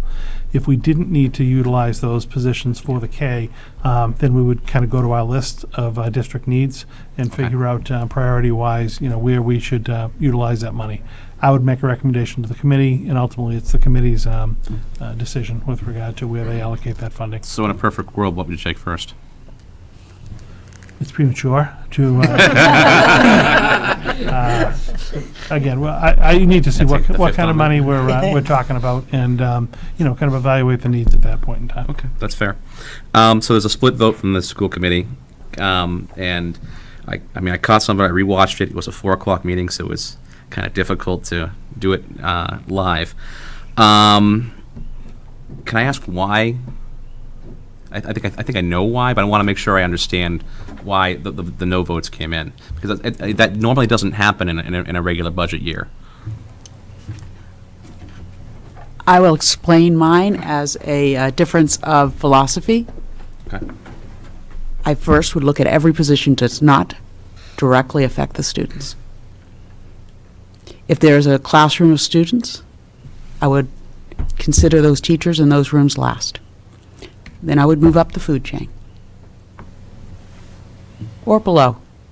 But that's my philosophy, that we don't disrupt our classrooms to save money. So I guess if I'm taking the thesis of this discussion, you would choose, you would try to find non-teaching positions where you'd make those cuts. Correct. And that's the reason why you voted against the budget. And is that the only reason you voted against the budget? Yes. Okay, thank you. And for me personally, I saw with with the numbers that our positions in the middle schools, they did balance out that they were below what the recommended max was. I had a concern with the math position, and that there were 5 sections that were above the recommended max, some well above it. So I'm sorry, and this is the high school math position. the high correct? Okay. math position. So that was my one concern, and that's why I voted against it.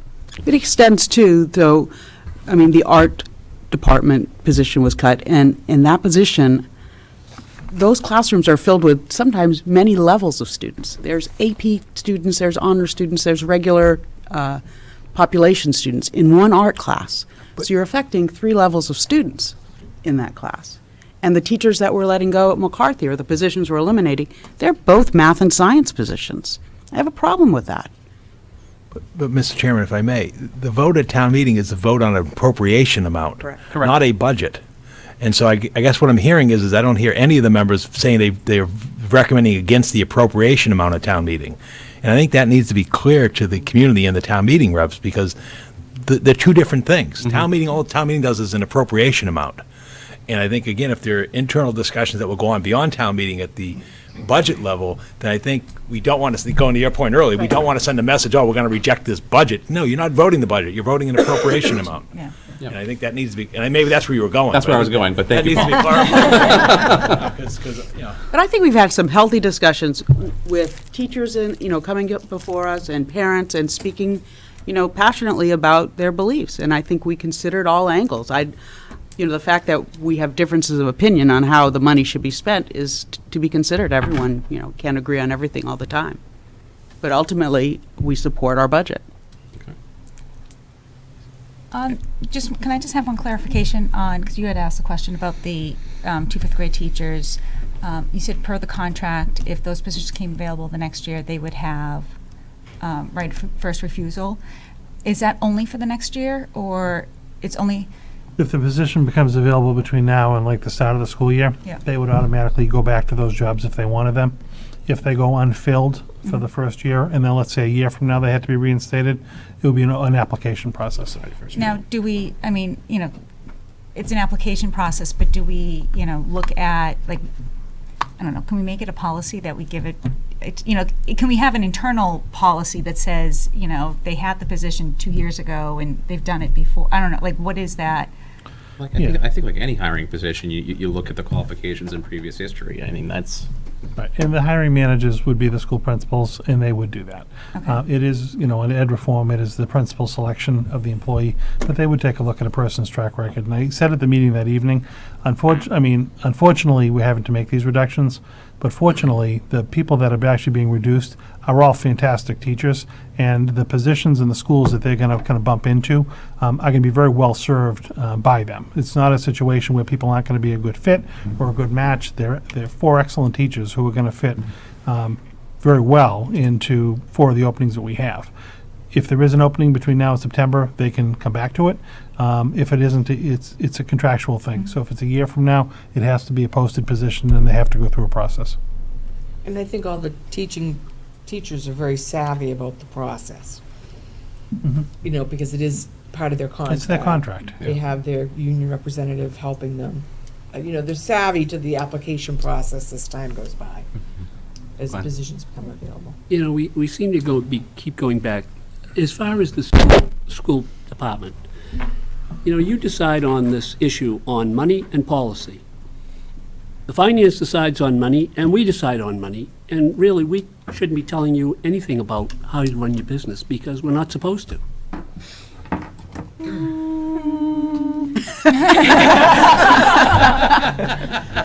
Not at this meeting, anyway. I would agree with that statement, not at this meeting. This meeting, we're supposed to be voting on whether to support the Whether to support the $57 million. Correct. I mean, anybody can go to any school committee Go to an open meeting and That's talk correct. about these issues, but not I here. agree. With due respect, we are making a recommendation based upon the finances. We have to take all account into consideration, and when we make our recommendation, we make it based upon what we've heard from everything. So while I agree that we are voting on the 57 million, we have to have a basis as to why we're voting for that 57 million.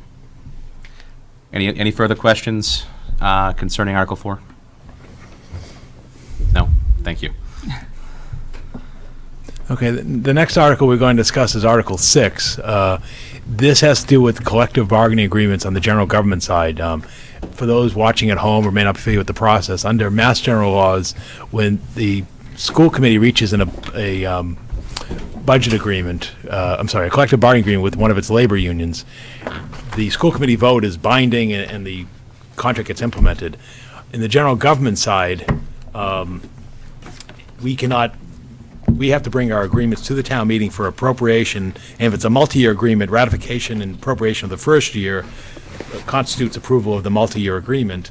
And also, we're precluded in our bylaws from funding a operating budget in advance of anticipation of a collective bargaining agreement. So here we are now, where the town generally has 3-year coterminous collective bargaining agreements. The last set of agreements expired June 30th, 2016, which means we're 9 months into the first year of a new cycle.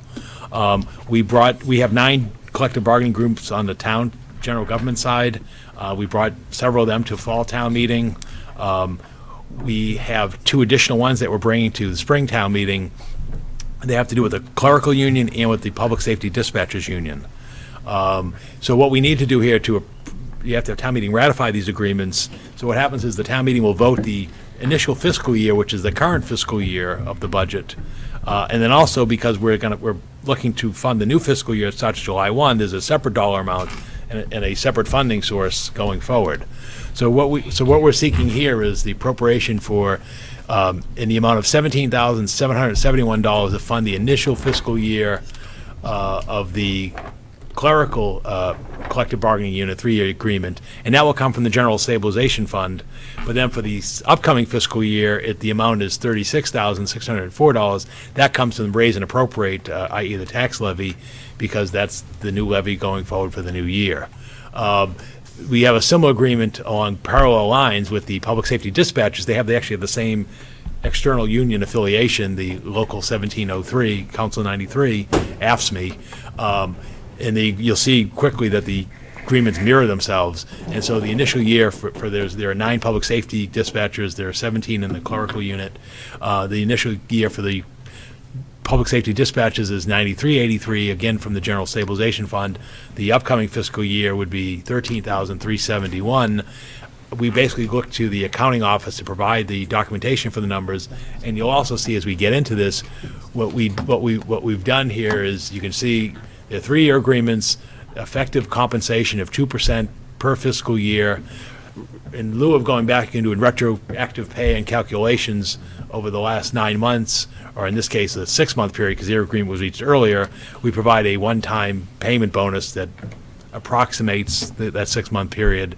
And then the only other change in the language of the contract is we've added a longevity incentive for 25 years of service that matches the other union employees in the town. And then similarly for the dispatcher agreement, same thing, the 2%. But again, this becomes effective on April 1st in terms of the retroactive adjustment. It goes to $750 because you got 3 additional months. And again, the same standardized longevity incentive. So that is the agreement. Where this would leave us is it leaves the major groups outstanding. The firefighters union is in mediation with the Joint Labor Management Committee at the state level. The police patrol officers and police superiors are sergeants unions. They're also at mediation at the state level, JLMC. And then on the school side, they have not reached an agreement with the school teachers union either. They're in mediation. So basically, we've addressed, in the general government side, the other remaining units which don't have the opportunity to go to the JLMC under the state law for mediation and arbitration services. So that's where we're at this point. And these agreements sort of mirror those same ones that we brought at Fall Town meeting. And I think, quite frankly, the dispatches one came in literally today because, I think we held our ground and they basically agreed, and I think part of it was they just didn't want to wait another 6 more months for a similar outcome. So that's what we have. I do want to credit Mike McCall is my assistant town manager. He's taken up the realm of the face-to-face bargaining. He's doing a budget presentation tonight at the Republican Town Committee, which was an earlier commitment prior to this meeting being scheduled. So he's not here to receive the credit that he deserves in terms of his recent work in bringing these agreements together. Any questions? Well, one quick question. Yeah. When you say a 2% increase. Yes, is that on the steps increase? Yes, that's on the pay scale. On the pay scale? On the pay scale. But that doesn't mean that they don't get more money if they go up the pay scale, right? That's correct. We do not pay a new dispatcher the same pay that we would pay a 5-year dispatcher. So what we do is we adjust the pay scale, much like the school and other groups do. So if somebody is a new dispatcher, they get I think it's 6 steps in their contract. As their learning curve goes up, they get supplemental increases in pay beyond the cost of living adjustment. But then when they sort of have maximized the skills and learning curve for the position, they top out. And again, the only change you get beyond that would be the longevity when you hit a 10-year threshold, 15, 20, and 25-year threshold. Out of our 9, we have 9 dispatchers, 1 is not on the step 6. Right. So basically, 8 of them are maxed or already on their max step 6. Right, so eight of them will get just 2%. They get the 2% increase. Okay. Anyone else? Final article. Final article, it goes back to the earlier discussion this evening, and it's Article 9, and this has to do with the HVAC. And I'm going to ask Gary to come up because we had a discussion regarding the independent assessment and the investment that needs to take place in the budget for the roughly $200,000 but there's a supplemental request for an additional $66,000 that I want. It pertains to a boiler at South Row, and I just want to give it the due consideration that it needs. I'm going to ask Gary to come up here because this is something that I just want to make sure that the board and those watching understand why this is coming and what's taking place here.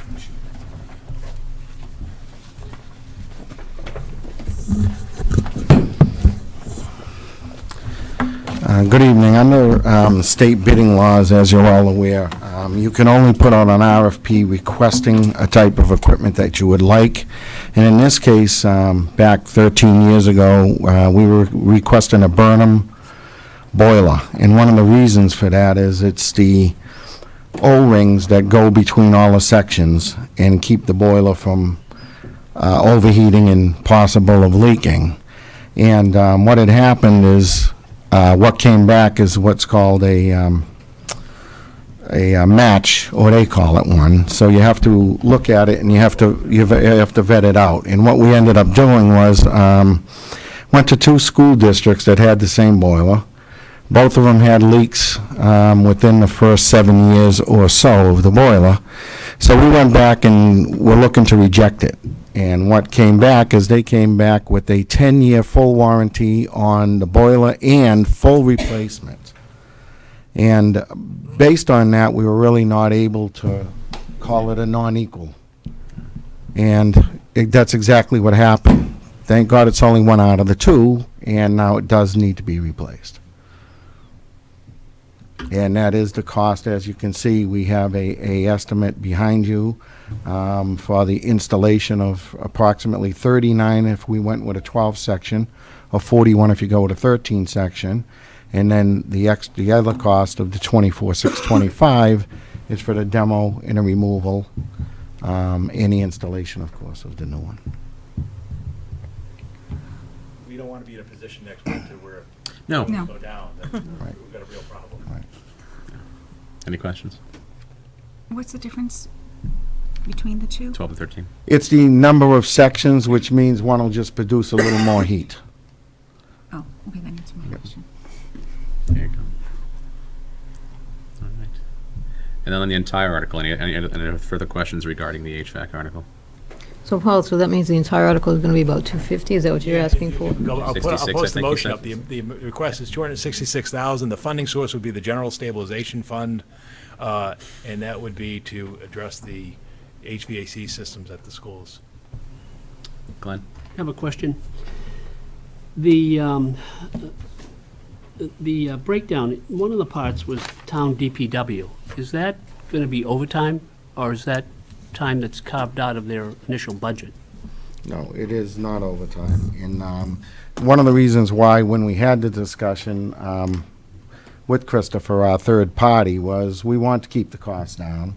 And we looked at what could be done by our department versus outsourced. Certain things have to be. We don't have balances. We don't have the equipment to do that. That's a definite outsource. As I said, to go to every school and turn a fan from low to medium or low to high, whatever the final decision is, we can do that. To have certain parts of the energy management system changed, which are very standard, Christopher, our energy manager, can do that. To change full programs will be done by FMC. So on the bottom of their list, there were 4 items, one of which was the town DPW. Okay, which one?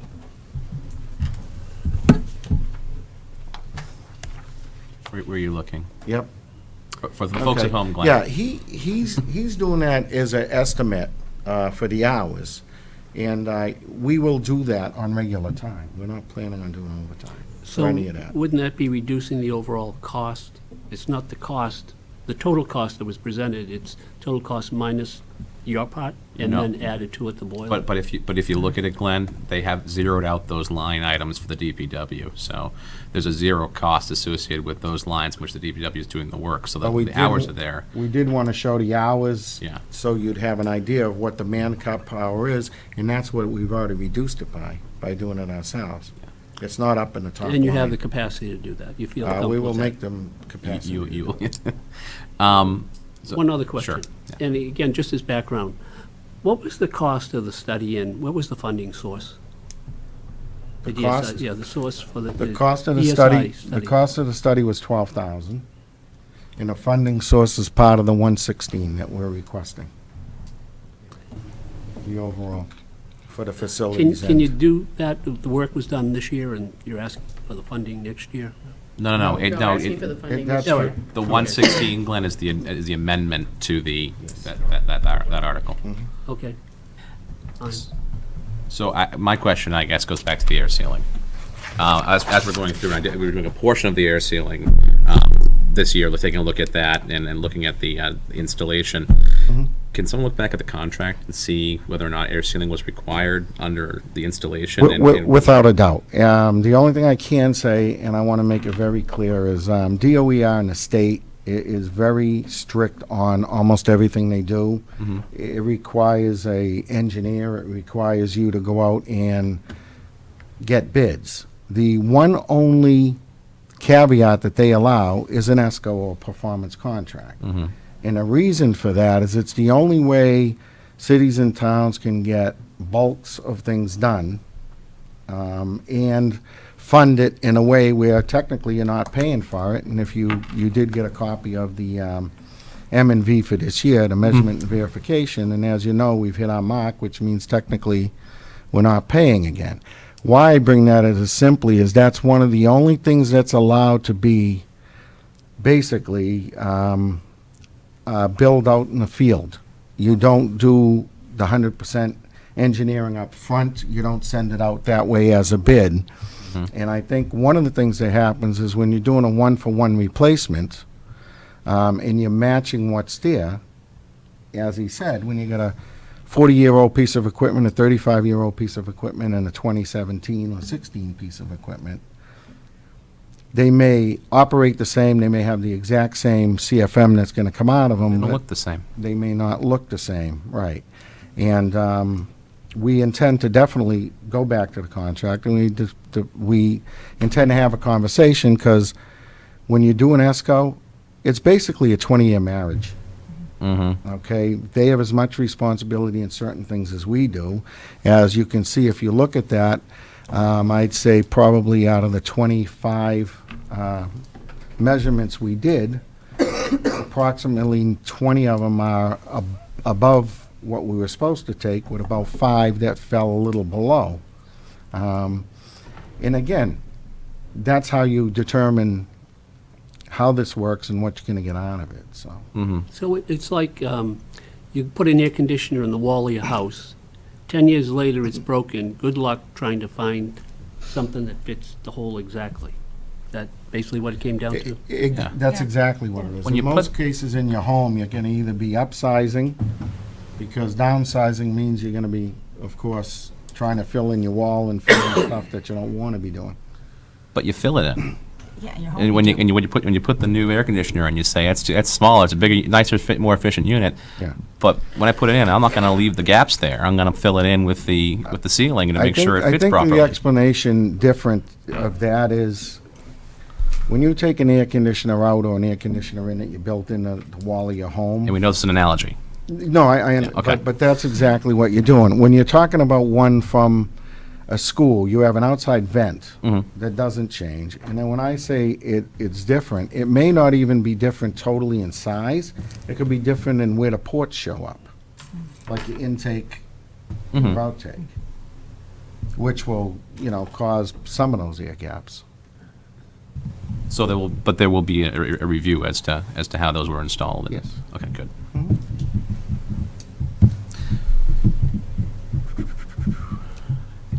That's all my question. Any other questions? All right, thank you.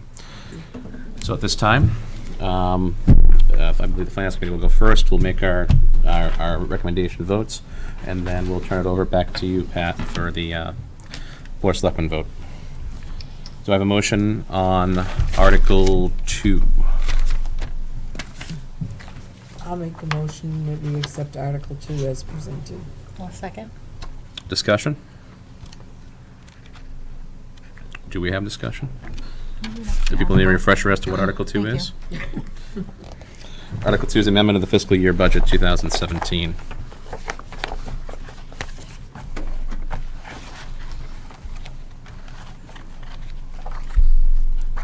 So basically, the new numbers, and I think those are being cycled through for us. Thank you, Paul. A lot of slides. Almost there. There we go. So 436,800. It's the 30,000 for municipal personal services, public works personnel 8,000, snow and ice removal 300,000, 116 for municipal facilities, 7,800 for the retirement for the community services, benefits insurance at 325. Discussion? Do we have discussion? Everyone feel comfortable making a recommendation? Yep. All those in favor? Aye. Any opposed or abstentions? Seeing none, vote 6-0. I'll record that because we're going to have a... Article 4, is that the next one? Yes, Article 4, the Chelmsford Public Schools budget. Okay, I'll make a motion that we accept Article 4, the Chelmsford Public School operating budget, for a total of $57 million. I second. Any discussion?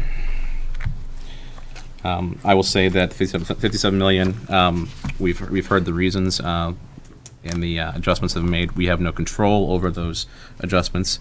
We can make recommendations, but again, as we discuss every single year, our bottom line recommendation is to vote up or down the 57 million as provided by the town manager. And I don't see, unless we have a move at the state level or if we have a local level increase of that moving anywhere. And quite frankly, there are other parts of town that need adjustments too. Just wish we had more money. I think everyone wishes we had more money. Yeah. Yeah. Absolutely. Any further discussion? Hearing none. All those in favor? Aye. Any nays or abstentions? Hearing none, 6-0. Next article? Is it Article 9 or 6? 6. Make a motion that we accept Article 6, funding of collective bargaining agreements with the amounts that were presented. I'll second. Any discussion? Happy to hear we have at least 2 going forward. I'd love to see the others come forward with the 4 of those. But, you know, we're in year 1 of what usually ends up being 3 years of arbitration and discussion. So, as it stands right now, it just makes sense to proceed as is. Any discussion? Hearing none. All those in favor? Aye. Any nays or abstentions? Hearing none. 6-0. Finally, Article 9. Article 9, I make a motion that we accept Article 9, the heating and ventilation repair costs in replacement of the, what was it, 266? 266,000. Yeah. For the amount of 266,000. Second. Any discussion? I think we thoroughly beat that. I'm happy to hear we're going to go look at that ceiling in the contract. Just actually one further question I had, and again, I know Gary's popped back there. Are you comfortable with the hour assessments and recommendations that they provided? Yes. You are? Okay, thank you. Any further discussion? Hearing none. All those in favor? Aye. Any nays or abstentions? Hearing none. 6-0. All right, those are our final recommendations for a town meeting.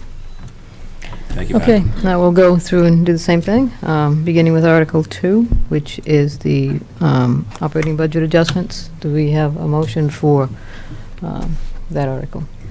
I'll make a motion to recommend Article 2 to amend the FY17 budget as presented. Second. Okay, we have a motion and a second. Any discussion? All in favor? Aye. Any opposed? 4-0. Article 4, the school committee budget. Okay, do we have I'll any? make a motion to accept it as presented. Okay, Second. okay. We have a motion and a second. Any further discussion? Okay, all in favor? Aye. Opposed? Nay. Thank you. Article 6, the collective bargaining agreements. I will make a motion to approve the Article 6 collective bargaining agreements as presented. Second. Okay, we have a motion and a second. Any further discussion? All in favor? Aye. Okay. Any opposed? And Article 9. I'll make a motion to approve Article 9 for the school heating system repairs. Second. Okay, we have a motion and a second. Any discussion? All in favor? Aye. Any opposed? Great, 4-0. Okay, that's all we have for this evening. I'll entertain a motion to adjourn. I'll make a motion to adjourn the Board of Selectmen joint meeting. Second. All right, all in favor? Aye. Thank you.